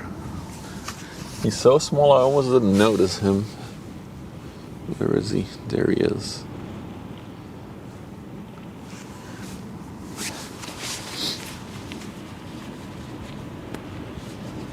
little motorboat coming our way.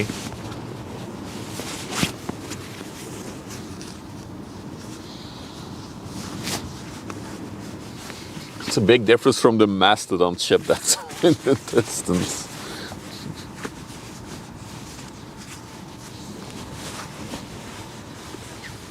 Oh, it's getting very chilly now.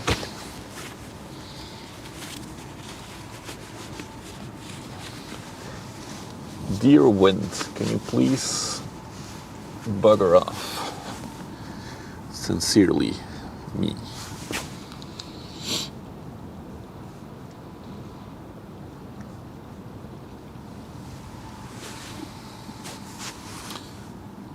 Oh.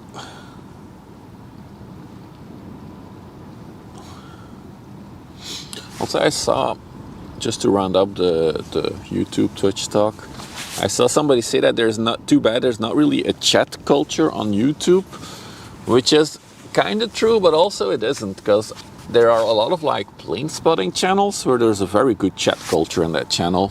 People are chatting with each other, just like Twitch chat. So I think it's possible on YouTube. You just need to nurture it a bit.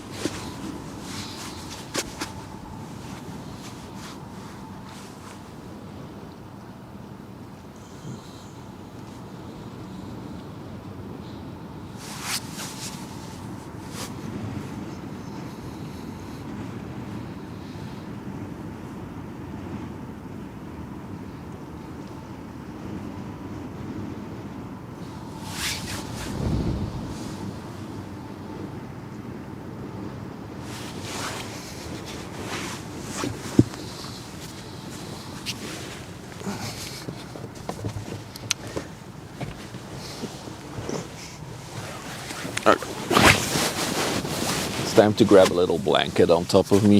It's too chilly. Jesus Christ. It is so chilly. Alright, that's gonna be a lot better.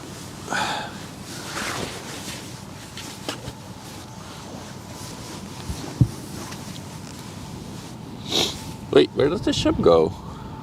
Oh, sorry. I got distracted.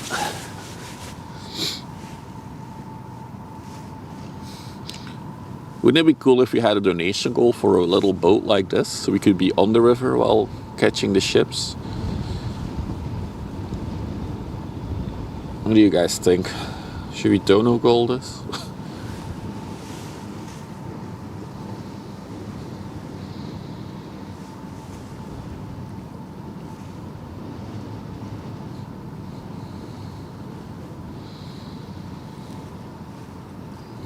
An RC boat on this river? I don't think you... It would have to be quite a sizable one to deal with the currents on the river and the waves.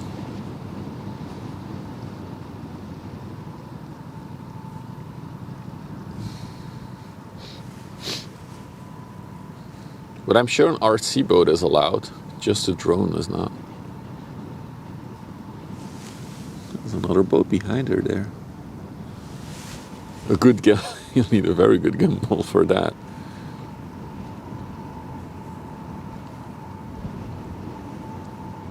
A blow-up boat with a motor. I wonder if they're even allowed that type of like pleasure crafts, like little inflatables.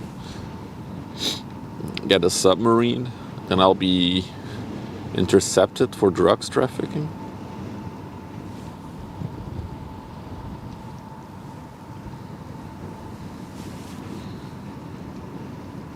The bulge cam would be good.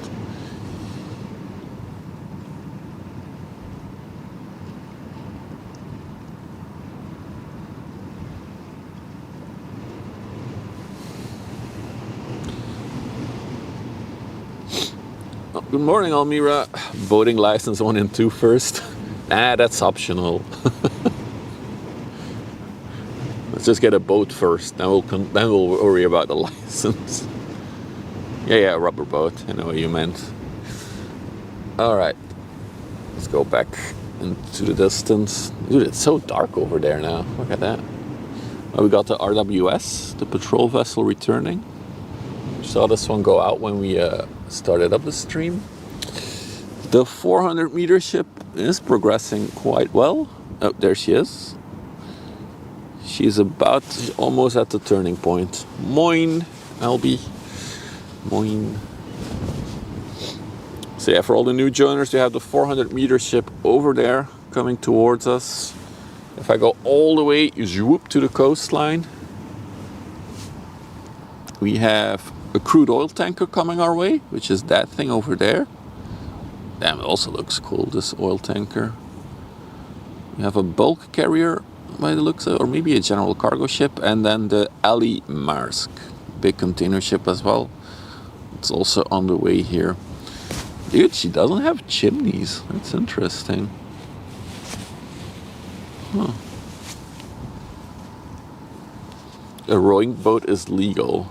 Although I wonder if, I mean, I would have to use it when the tide is rising, I guess. So I float towards Antwerp and not out at sea. There's also that grey ship over there in the middle. That is a dredge that's operating right now. It's been going back and forth all morning. So a lot of exciting stuff coming in right now. That's good.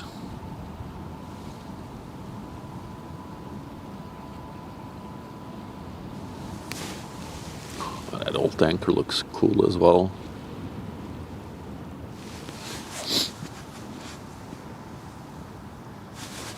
Let's check out the MSC again.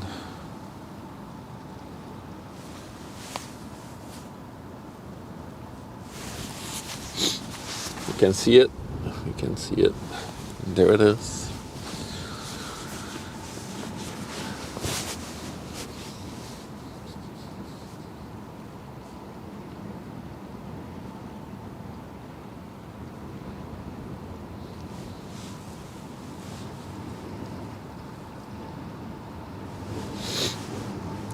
She's about at the turning point over there. She should be starting to head towards us.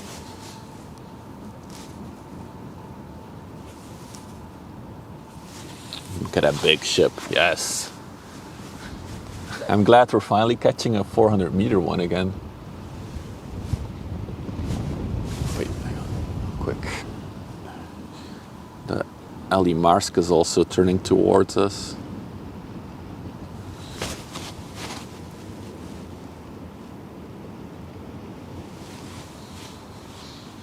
I really can't wait for spring, until then we can go to the other spot along the river here that's very famous for ship spotting, Bath. Because there we have the ships going directly at us, and then right in front of you they do the turn that they're doing now, for example. And then you can see the back of them as well, really close by. So we're looking forward to that one. To going there. Well, we need a bit warmer weather for that.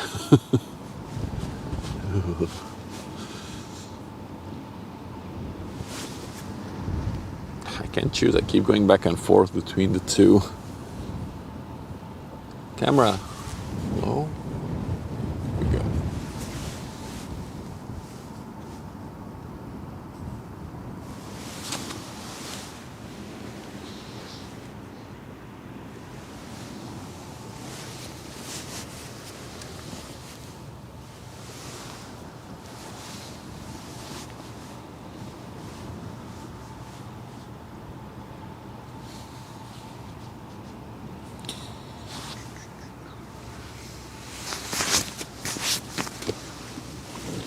Thinking now, is this the first ultra large one we see this year?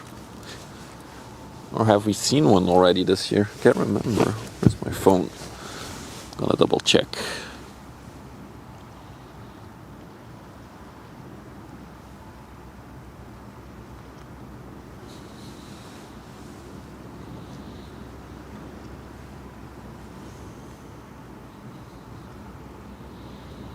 Oh no, I think we had the MSC Michelle already this year.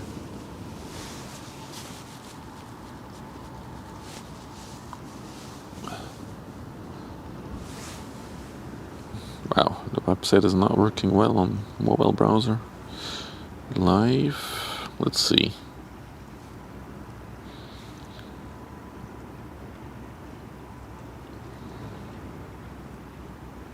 Yeah, we had the MSC Michel at the beginning of January. January 3rd. Has been over 20 days since we caught one though. I needed my fix for big ships. We also do Ossenisse radar tower. Don't know if that's the. There's also a good spot near. What is the name again? I forget. I keep forgetting the name. Anyway, there's multiple good spots, but for spotting, the Bath one is really good. I've seen a lot of really cool pictures from that place. So that's probably going to be the first spot that I check out once the weather is better.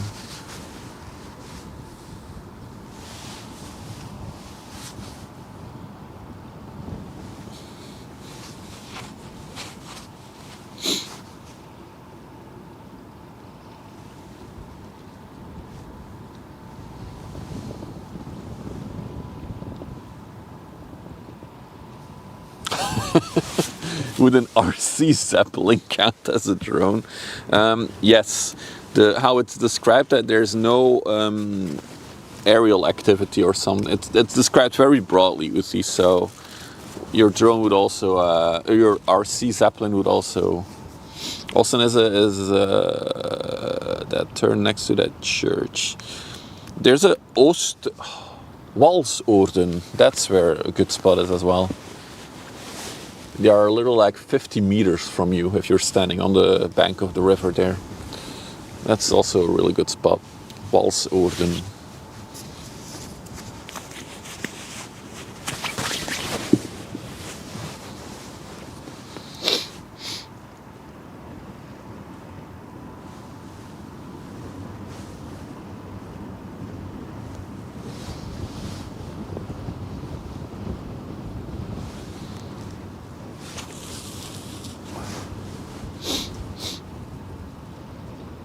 A big kite. Yeah, that would be very wobbly.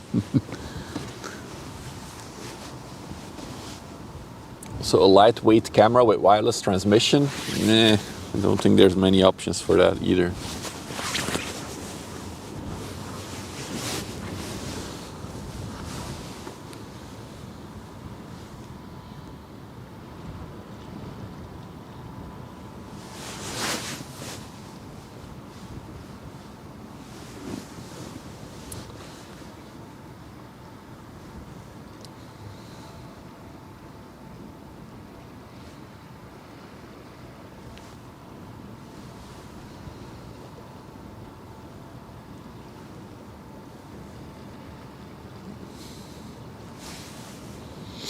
I think she's gonna turn towards us now. Alright, while we wait for her to come closer, let's check out some other stuff on the river here.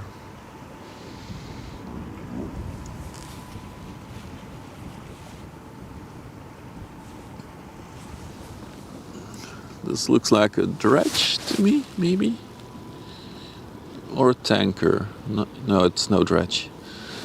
It's a tanker. Dude, that one's really low in the water, actually.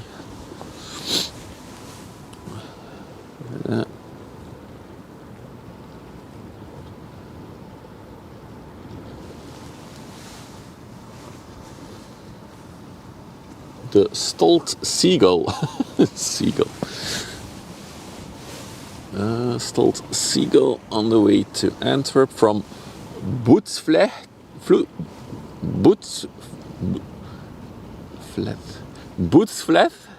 Germany. Bootsvleth, what a name. Oil products tanker, 100, just under 100 meters, 16 meters wide, currently 6.7 meters in the water. Built in 1997. Wow, that's an oldie as well. So that ship is 28 years old.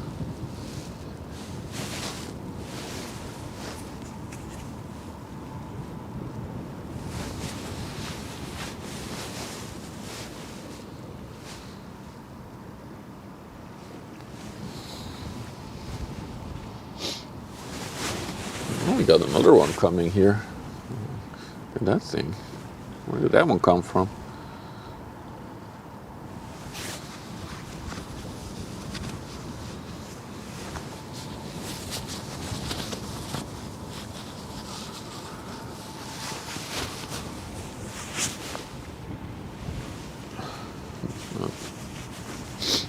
Oh, that's the Sten. Okay, so this is the Sten Arnold. Came from an anchor point. 144 meters long, 24 meters wide. That one is even deeper, but it's a bigger ship, right? That one is 8.1 meters in the water. This is just a smaller ship, I guess.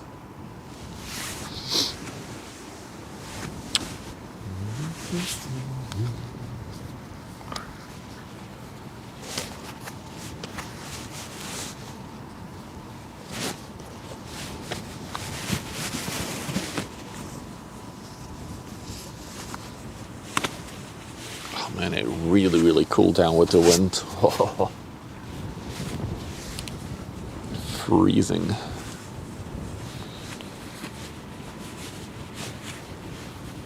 Note to self, tomorrow we'll be back in the car.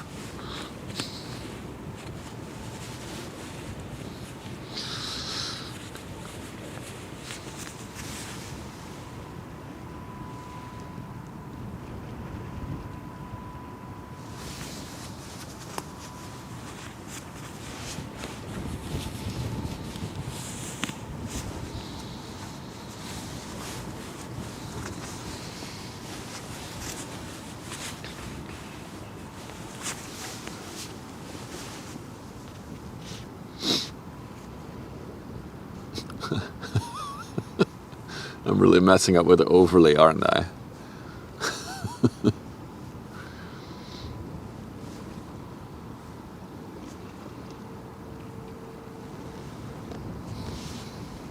Okay, so let's see. Oh, look at the mask behind there.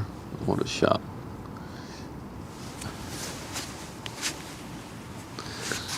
What a shot.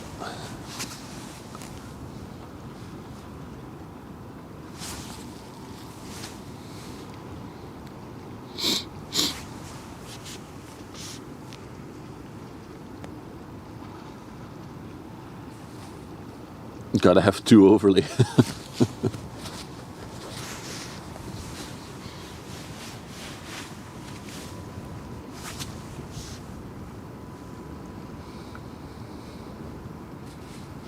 would be really cool if you could write an AI system that I can recognize which ship you're looking at and then just has like a little hover on the overlay. Exactly where the ship is, with like a little arrow.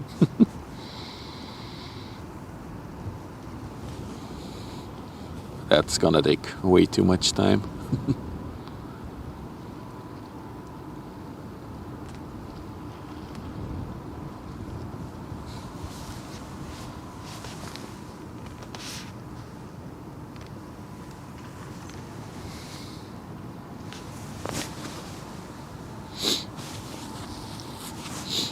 The Sten, they're going about the same speed though. Well, it looks like the Sten Arnold is gonna overtake at some point.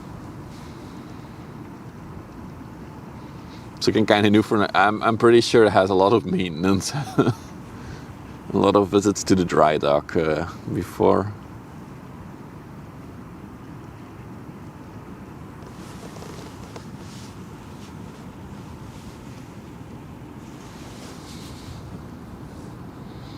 But yeah, she's really deep. Look how little freeboard is left on the side of her.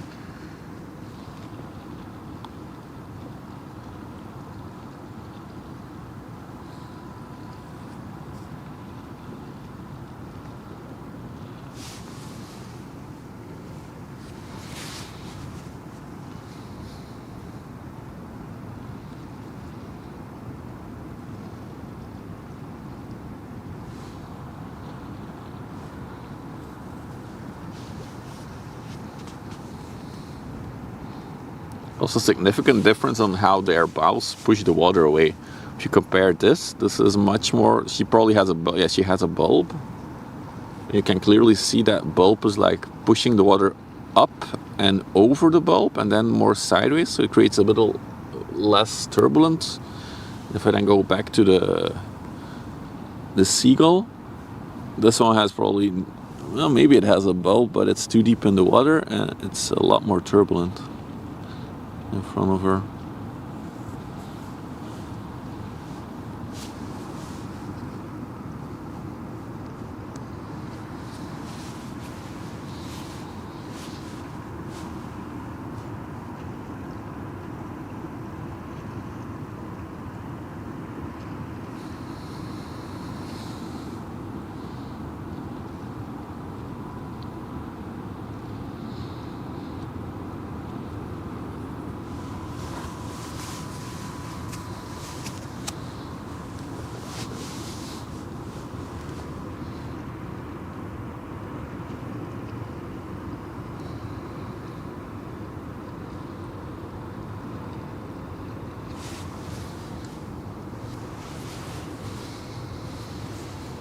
She's really close to the stem. Oop.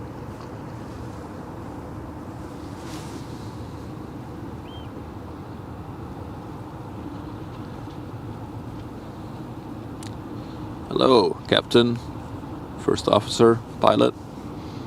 Hello.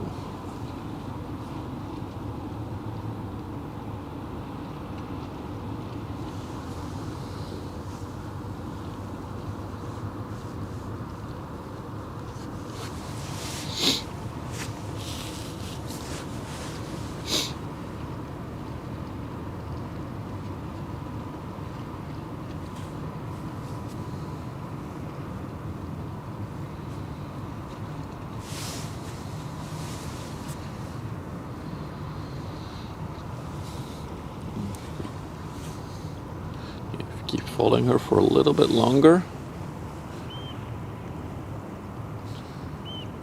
There's probably a trainee at the helm pissing their pants trying not to screw up their pilot's rudder comments. Oh, there she is, the MSC. I've been there. You gotta learn one way or another. So I am a strong believer in just do it to learn it. So that's how the whole Stream Buddy app that we are using now was built. Just try it and we'll see if I'm able to do it or not. And here we are, a very successful app.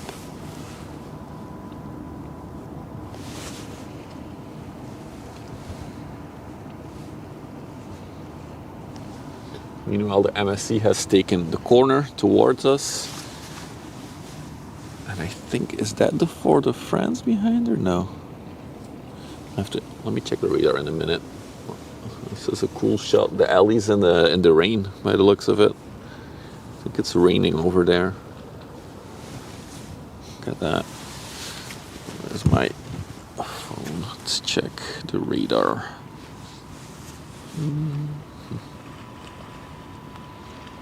Is that Fort de France? Oh yeah, okay. So we'll definitely catch that one as well.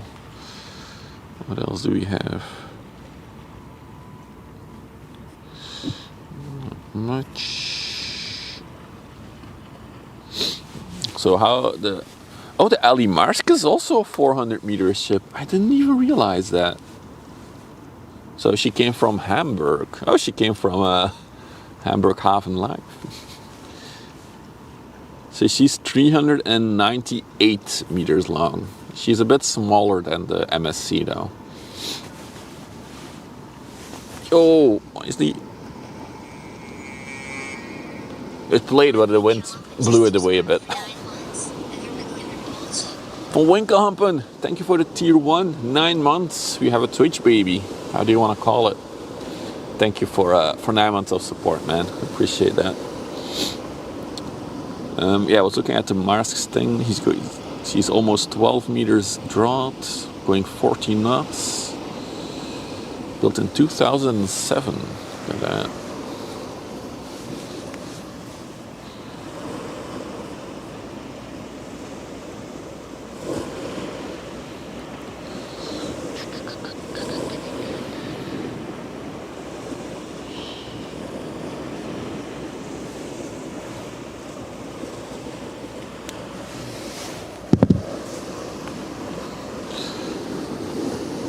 We're gonna call it Biulg. Biulg. I like it.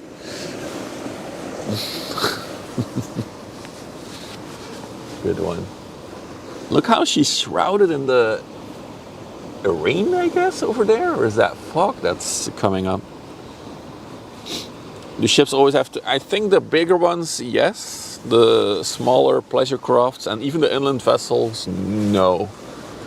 Because there's one... So there's a few inland ship captains on Twitch. And I heard that one of them always has his Twitch channel as the destination or something like that. But I do think for the bigger ships they take it a bit more serious.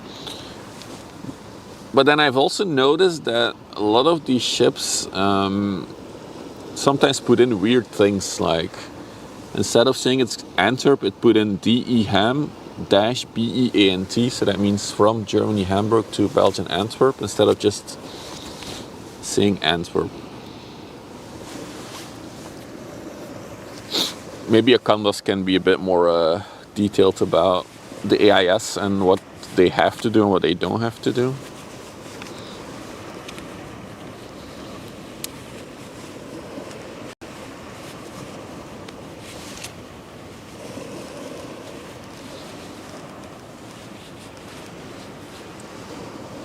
Oh yeah, we're getting rain. Wait, is that rain? No, it's not rain. Never mind.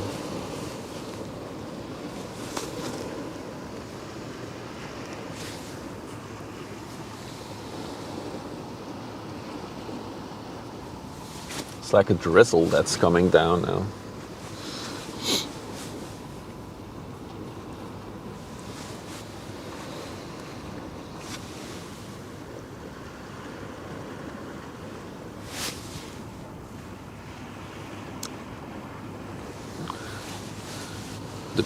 Departure destination, current status and speed. So that is a mandatory. And the course, I guess it makes sense. Dude, it's like ghost ship suddenly.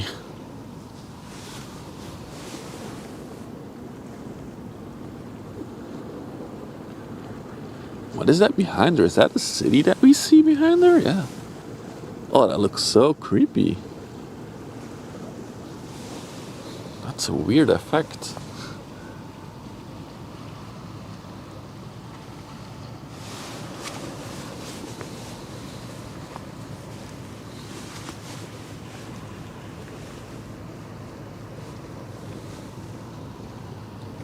Yeah, that looks really, really cool.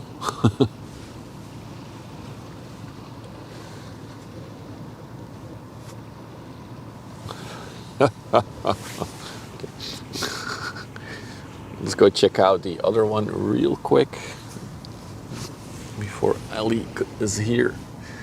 So the MSC SAMAR, 23,000 plus containers. She looks pretty well loaded actually as well. She's on the way to Felixstowe in the UK.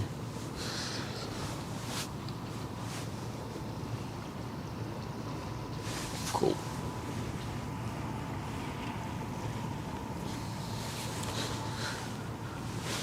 We will have two 400-meter ships passing each other. That might be a first actually on the stream. I've seen it before off stream. Well, on stream it might be the first time that we have two 400-meter ships crossing each other.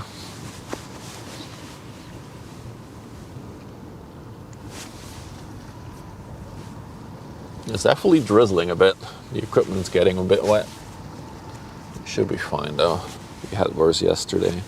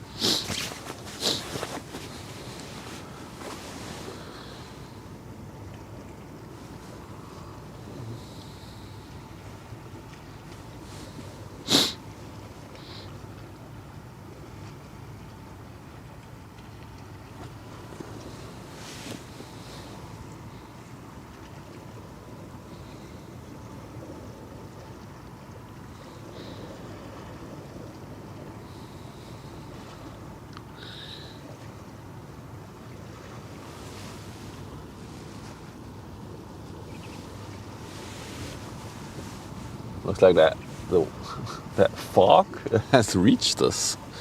It's like just a very, very drizzly rain. Really interesting.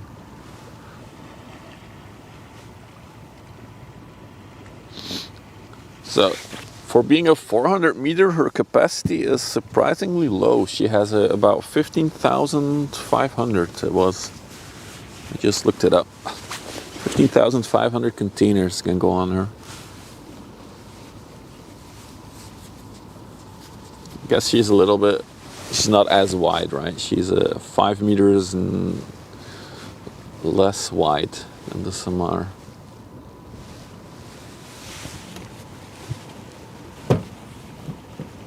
Hang on. Get this as low as possible. There we go. Good.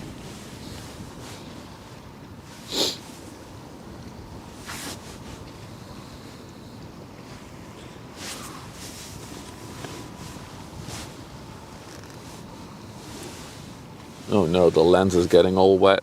No. My cloth is in the is in the car.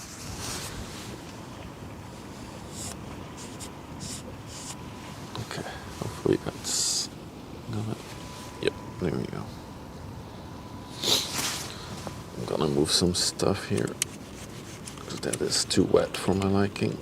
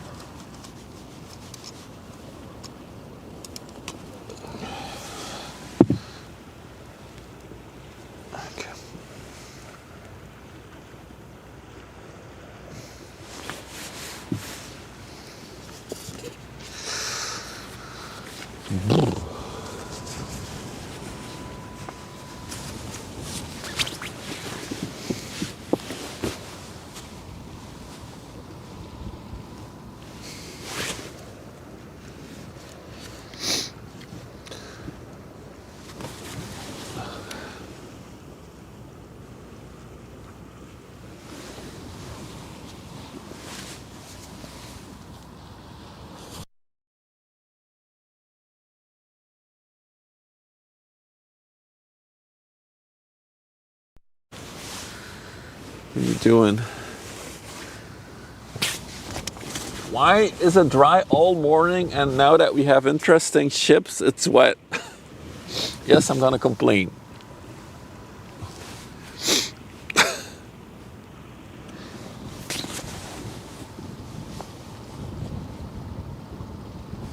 So I'm gonna be over in a few minutes though, the rain, so that's good. It's Murphy's Law, yeah, true. Murphy's always here.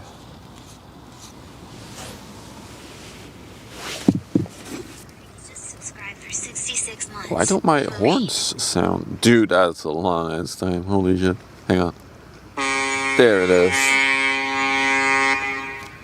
Craig just subscribed for 66 Dude, months. 66. Thank you, dude. What's up, Cracky? Dude, Cracky, I barely see you anymore now that our streamer has retired. How are you doing, buddy? Oh, look at, hang on. Let's real quick check out the MSC. Remember how far we could see? And now it's almost invisible. That's crazy. Wait, is that it? No. Yeah, that's it. That's crazy. Yeah, he's on his way to 69. One of the OG subs of the channel. Let's do this and this. Now back to Ali.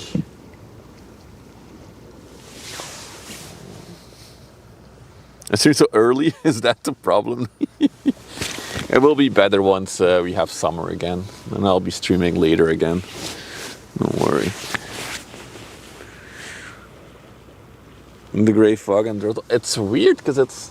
If you now look at the coastline, it's clear again. So it's just like some kind of like weird, drizzly rain shower that came over. It's gone now. It stopped. So let me dry off the lens one more time. Hopefully this is the last time.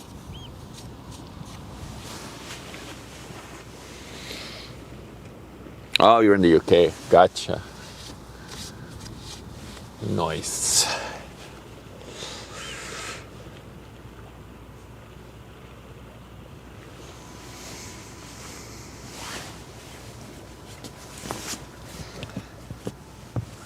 Oh, I thought it was 15,000. 17,816 containers fit on this bad boy. Or bad girl, actually. Because she's called Ellie.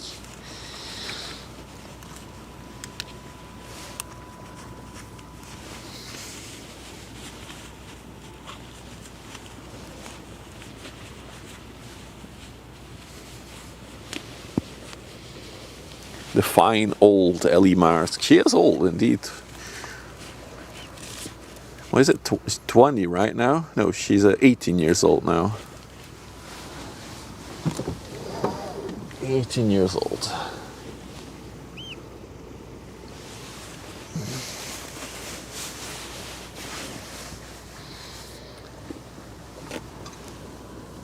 I'm mounting all the equipment again on the tripod now that that weird rain shower has passed.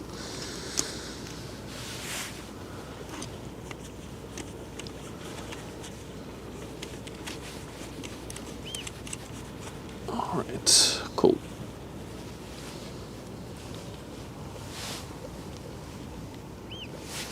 My fellow ship spotter next to me is getting out of his car. People born in 2007 will turn 8. Yeah, I had that feeling a long time ago when I saw people turn 18 that I knew that I have memory of being born and now turn 18. That's when you know you get old. Seeing people get born and then them being adults driving cars. Yeah, I know he's in Vietnam, Hans. I know. I think that's no longer a secret, actually, that he's there.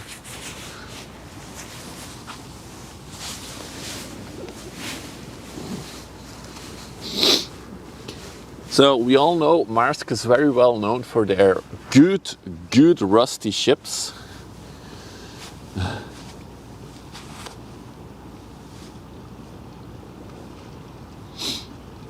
You were making photos at the Odense shipyard where she was also built there, right?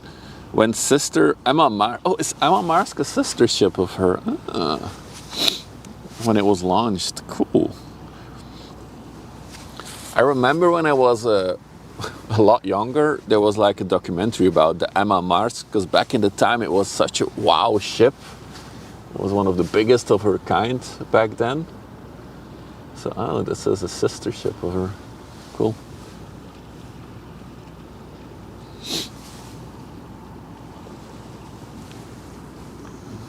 Look at that bridge, by the way, sticking all the way out on both sides. That looks really cool with all the glass. I like it.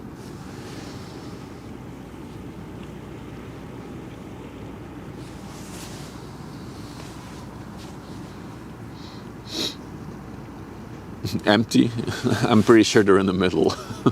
They mostly use the sides for docking and stuff like that.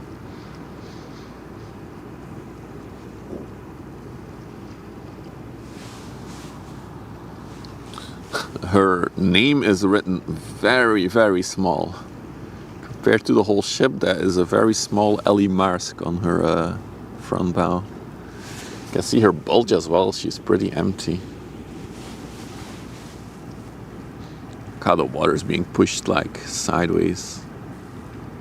I just noticed the rust mark where her anchor is. Wow. It is a very rusty anchor.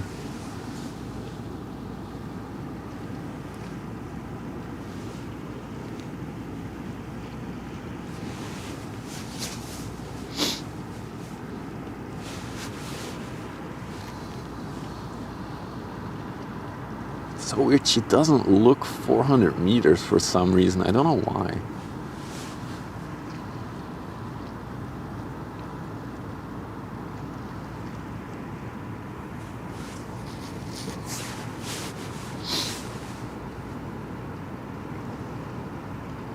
Looks like a big canoe. Yeah, she looks smaller than she is. We'll see when the MSC comes by in a little bit, because that one's also almost here. It will look much bigger, to me at least.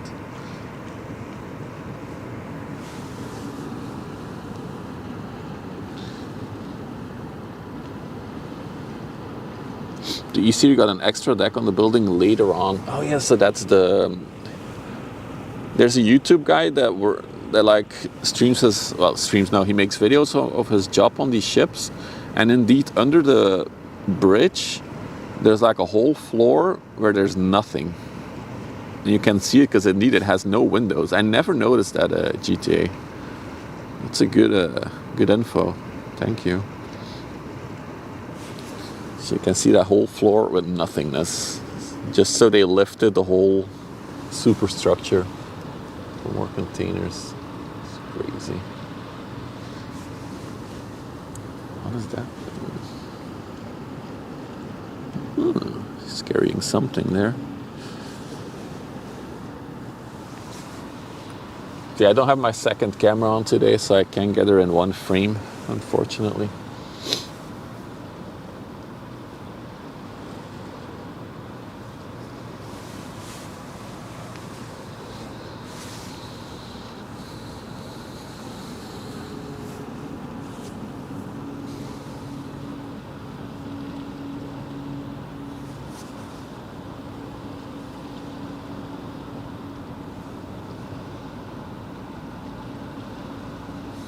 You'll have done ship spotting for 31 years. Wow, that's awesome.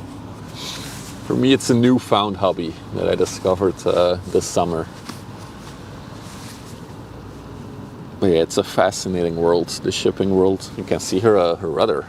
Look at that. She's really high in the water. Oh, you can see it move. Oh, that was cool. It's a first on the stream. Maybe you saw the rudder move. Beware, it will never stop again. I don't mind. For me, it's very relaxing to do.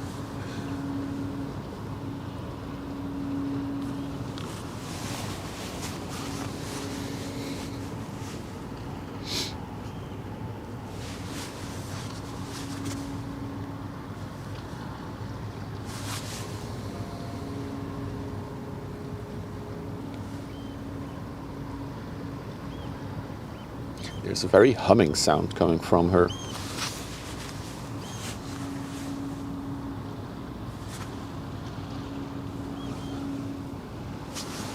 You can see her rudder again. They're making corrections.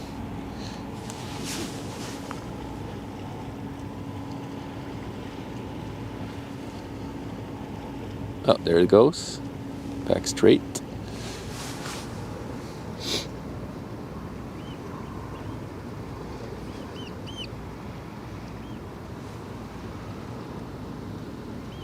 Hey yo, it's a big one? Yeah. It's just under 400 meters, this one. And we have another one coming our way. You're from Denmark? Nice. Welcome. It's actually a stream first from what so we started streaming the ship spotting back in October. But I think this is the first time that we have two 400 meter ships in our frame. Well, just under, but I call them 400 meter ships. So we have the Ellie Maersk here in the front, and then just in the distance there is the MSC SAMAR, which is even bigger than the Ellie Maersk. She's 5 meter wider and 1 meter longer. But her capacity is much higher. So the Ellie Maersk here has 17,000 TEU capacity, over 17,000. The MSC is over 23,000. I think it's 23,700 something, top of my mind.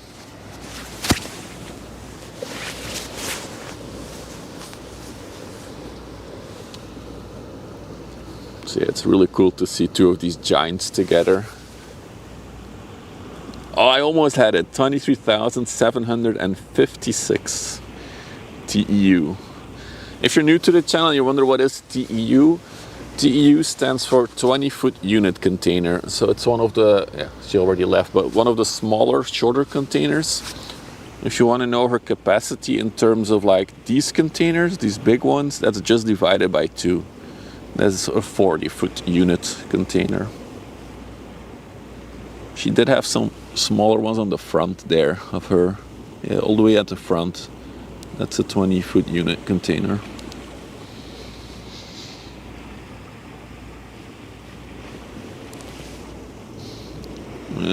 That one is bringing, looks like some kind of coal. Look how small that boat looks next to the alley.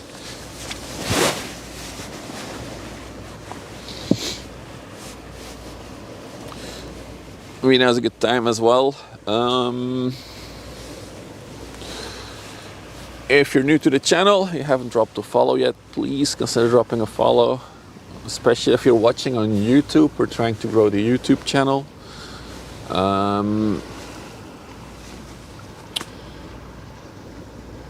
Drop us up. I lost my train of thought there. It's free. And maybe smash that like button if you're watching on YouTube. Thank you. Isn't for yet. I would say that the majority of containers, especially at least in Europe, I don't know in the rest of the world, but the majority of containers you see in Europe are 40-foot unit containers. Absolutely. There's going to be 2 US Army boats in Antwerp soon, you read? Can you link that, Bruce? Either here on this or in Discord, preferably Discord. But if you're not in the Discord, then you can link in here. We gotta try to catch those coming in, if they're coming to Antwerp.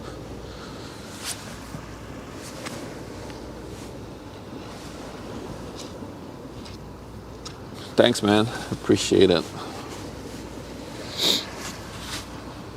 Another cool thing that is gonna happen this year, and it starts in May. So they're building a brand new tunnel up the river near Antwerp, a brand new tunnel under the river. And how they're doing it is they're building these big concrete structures, so basically like rectangles, that they will then lower in the river and then they'll pump the water out. But they are built in Zeebrugge, so they will have to be transported all the way up the river where we are. They're gonna take a 6-hour stop here in Terneuzen, where I'm spotting right now. And then they'll resume their trip to Antwerp. So we definitely gotta come out and catch those as well. Somewhere in spring.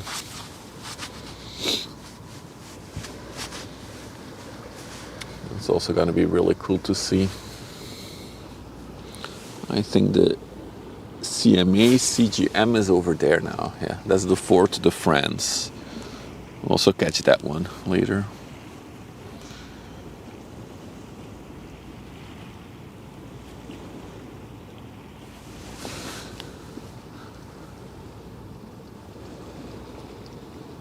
When the E0 was built, there was 2 secrets in the world. Did USA go to the moon? And how many containers is the real number for Emma Maersk?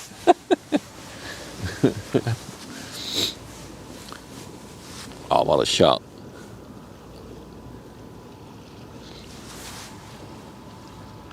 The interesting thing about these ships is like they have so much capacity, but it's never ever fully used to the max capacity.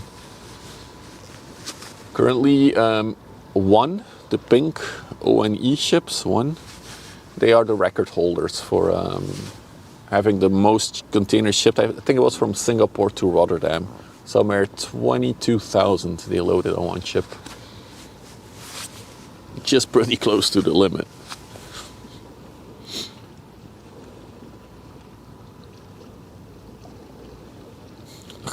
Look how wide they're going to avoid each other. Really cool.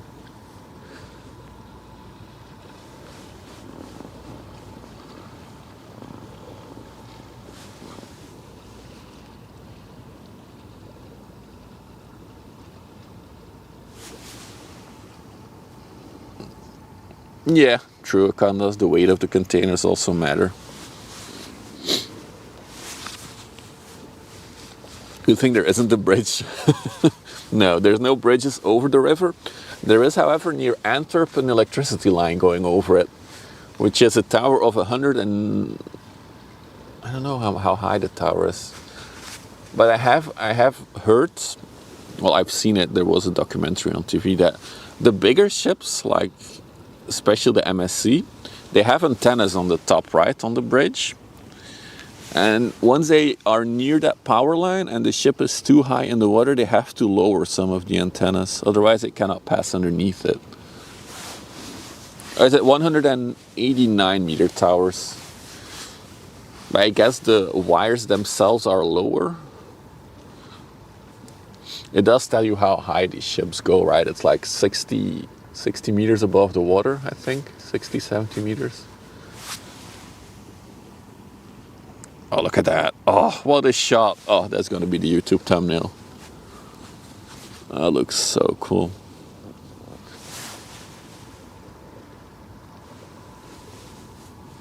So yeah, then we have the SAMAR now coming our way. That one is going to Felixstowe in the UK. 15-meter draught, so she's really deep. You can clearly see that she has a lot more load on her. A lot more containers.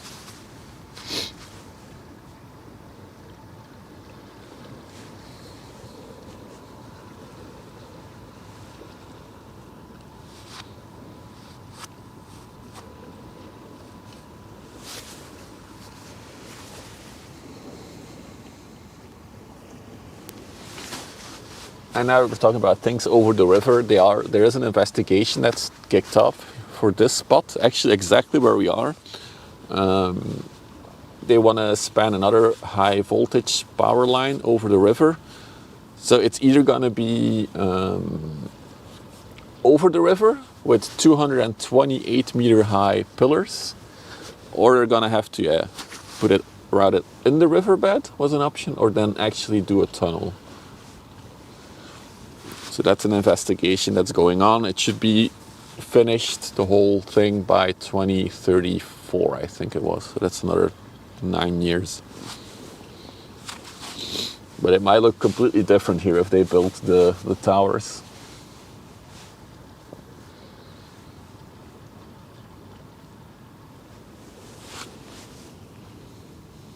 (92 and 170 meters). Okay.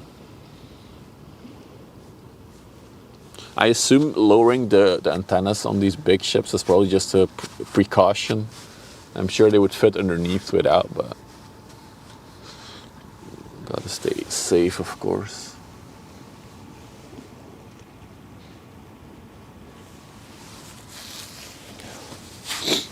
That's a different live stream, Loof. That is in the category Sea of Thieves.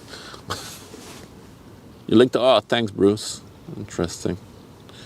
I'll definitely follow up on that one.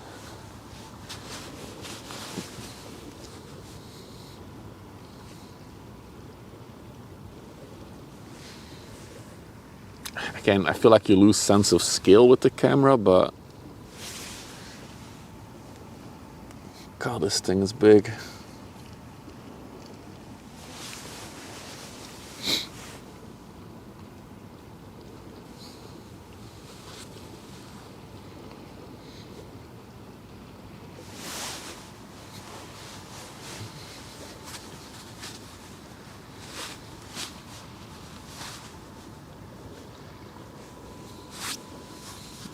can I stand next to it?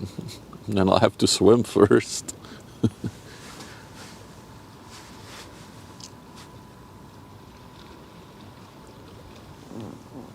It's a BBCS, a big black cargo ship.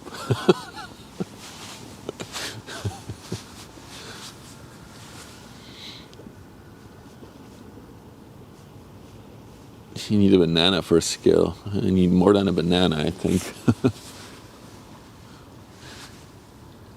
But yeah, we saw it earlier in the distance, right? And then when you see something, when you see it from further away, you get a much bigger sense of the scale of this thing.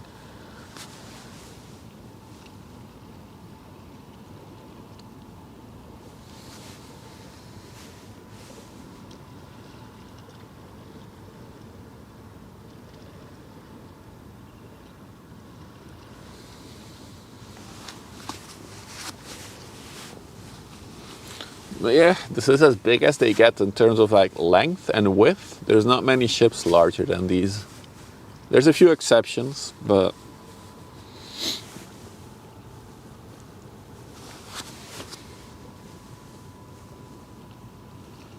there's a duck in the water. Now it's gone.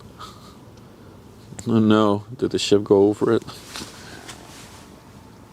Oh, I think I see what you mean. It's over there, the ducky. There we go. Now we have a duck for scale. Not many ports can handle, not every port indeed. But there's quite a few in Europe that can handle them.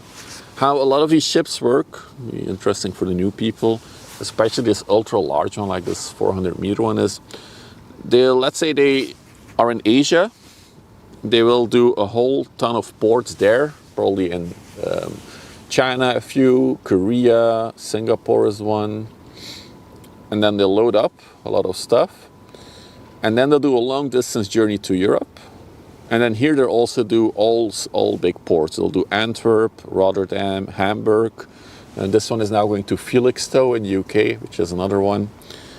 And then in each of these ports they will load, unload containers, and once they've done all the ports, they'll just do another long distance trip, mostly to Asia from here. That's how these things operate.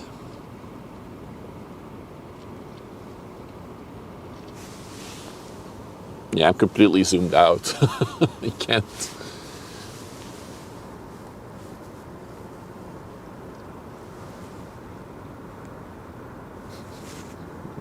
There's a big hole in the side there, in the superstructure.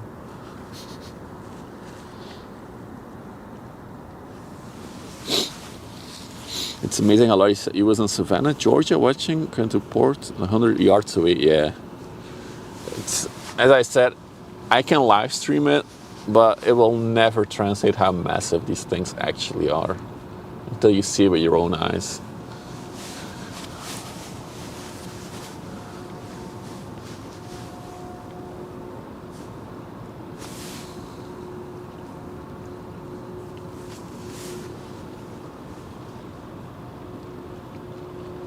I mean, if you walk a full circle of the ship, you've walked almost a kilometer.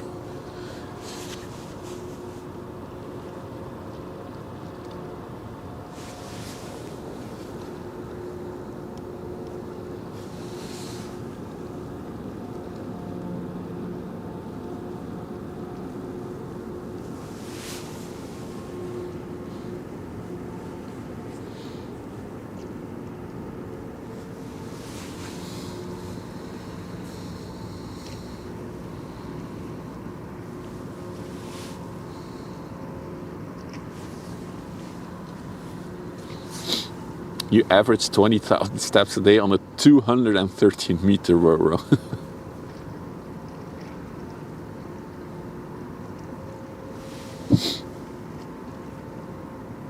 The data, yeah, I like that as well. It gives you good information. God, this thing is big. Imagine playing hide and seek on those. There's a few YouTube videos where they do like documentaries on these ships, and there's one with Richard Hammond. Some of you might, well, a lot of you will probably know that name. And he goes into the belly of these ships, because we see the containers stacked on the deck, but there's a whole another section in the hull of the ship. There's another like 12 rows. And if you stand at the bottom of that thing, it's creepy as hell. It's like a haunted house or something. It's pitch black down there. It's really crazy. You need scooters to go around there. All right, I'll do one more ship for today. We have a CMA GCM ship on the way. And that will be our closer for today's stream. As always, I should be back tomorrow. The weather should actually be really nice tomorrow. We're expecting sunshine, so our regular Sunday afternoon stream should be good to go. I think Akandas worked on a ro-ro ship sloop, so the ones with vehicles. The one where they drive vehicles on and off. I'm not sure if he's worked on a container ship before.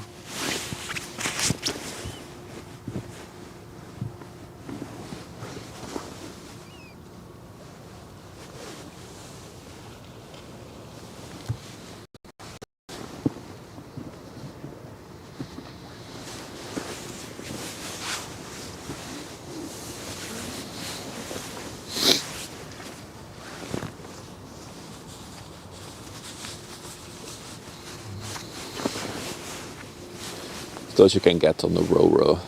Sick.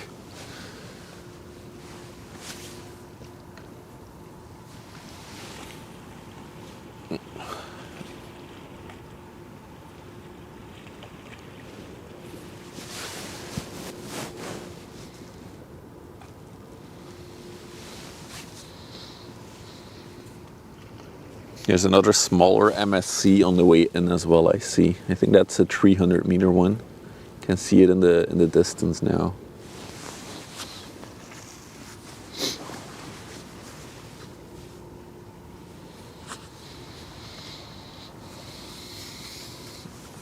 Oh yeah, I can imagine. So this is our closer for today. It's the CMA CGM Fort de France. On the way to France. France. Going to Le Havre in France. This is 219 meters long, 35 meters wide, currently 10 meters in the water, pretty deep. Hey Stutler. You just missed the big girls. For all who just joined, so we had the Ellie Mark that came by us first. She's on the way to Antwerp. And then after that, we had the SAMAR, the MSC SAMAR, another 400 meter ship. It's now making her way to Felixstowe in the UK. And then our closing ship for today will be the Fort de France.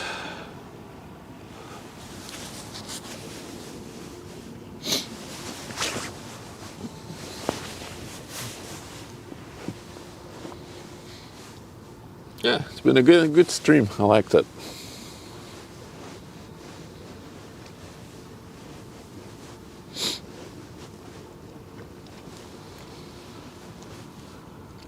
A lot of flashlights. If you just point them at the ceiling, they'll light up a lot of room. You got to see a rudder move. Yeah, that was a first. There's a lot of firsts on the stream today. We saw 2 400 meter ships in one frame, which is also a first for the stream. And then the Ellie Marsk was so high in the water that we could see her rudder move. That was really cool.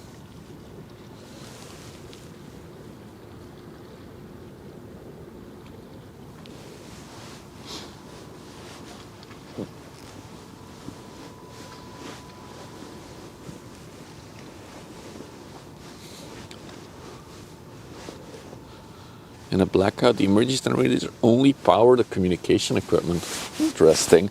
So no lights at all. Or does it have like a limited set of lights? Maybe on the bridge you get some lights. One more ship, E-man. One more ship. More closer for today.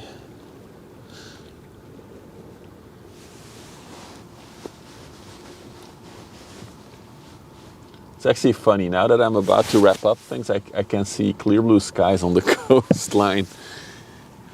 This one has 3,300 containers. Oh, capacity for containers. Smaller one.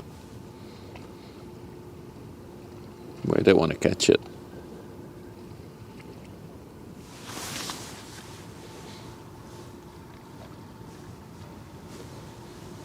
This week I also learned that this company, CGM, has planes as well.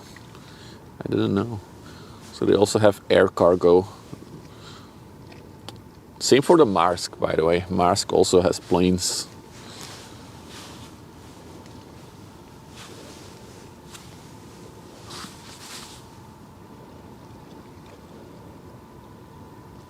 For hours in the dark. I can imagine.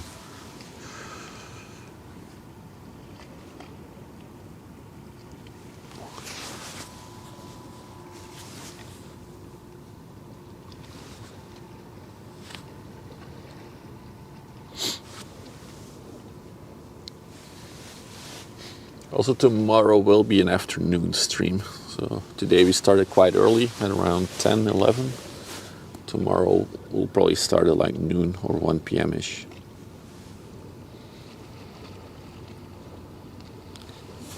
Oh, blackout means the generators don't work. Okay, gotcha. And then there's another set of emergency generators just for communication, I guess.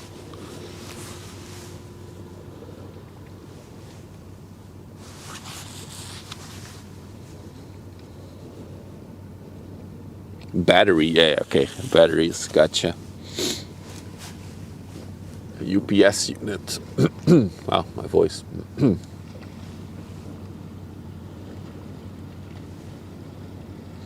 I just realized we didn't see the crude oil tanker, but I see it anchored on the other side of the river. So it didn't go to Antwerp.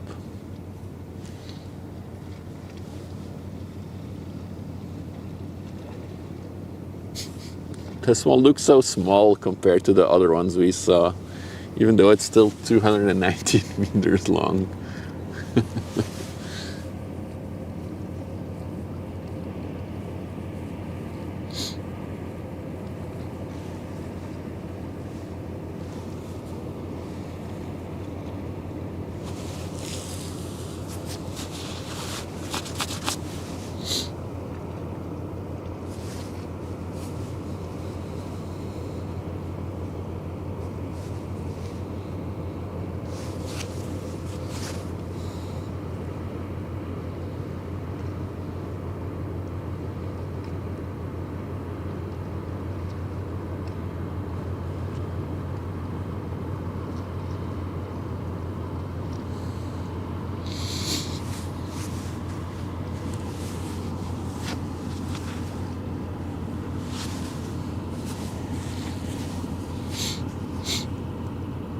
There's like a lot of reefers.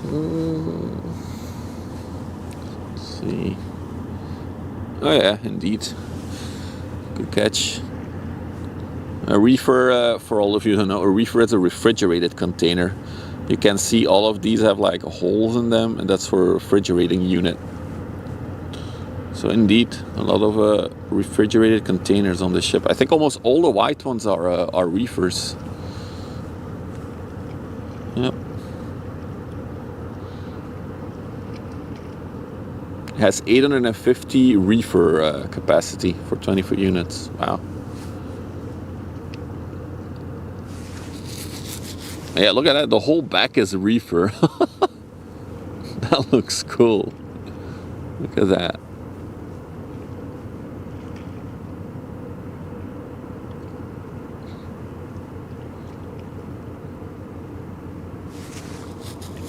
Does wheat need to be refrigerated?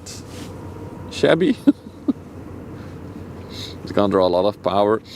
Yeah, so they are plugged into the ship's system usually.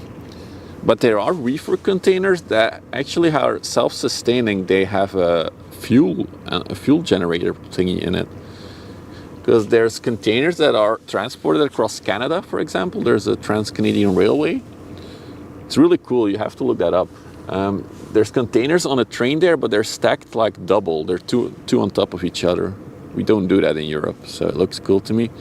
But yeah, of course, they can pull power from the train, so they have their own like system with fuel or diesel. I don't know what they put in there, but not really environmentally friendly. All right, let's take a look. Look how the clear blue skies are coming out, and we should have that tomorrow as well, by the way. So, all right, on this beautiful shot, we're about to wrap things up for today. As I said, we'll be back tomorrow, probably in the afternoon. Yeah, thank you all for hanging out with me. Thank you for the people who subscribed and followed, supported the stream with the like button. Don't forget to follow or subscribe on YouTube if you're not, if you want to see more ship stuff. And yeah, I'll see you all tomorrow. Oh, I need to press the button first, okay, before I start talking. Okay, now I can start talking. Okay, bye everyone. Thank you all for hanging. Goodbye.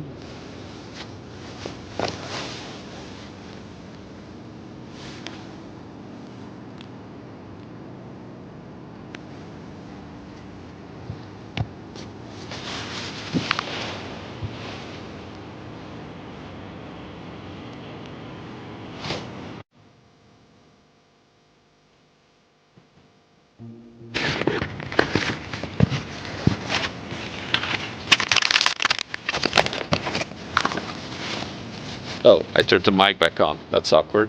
Bye.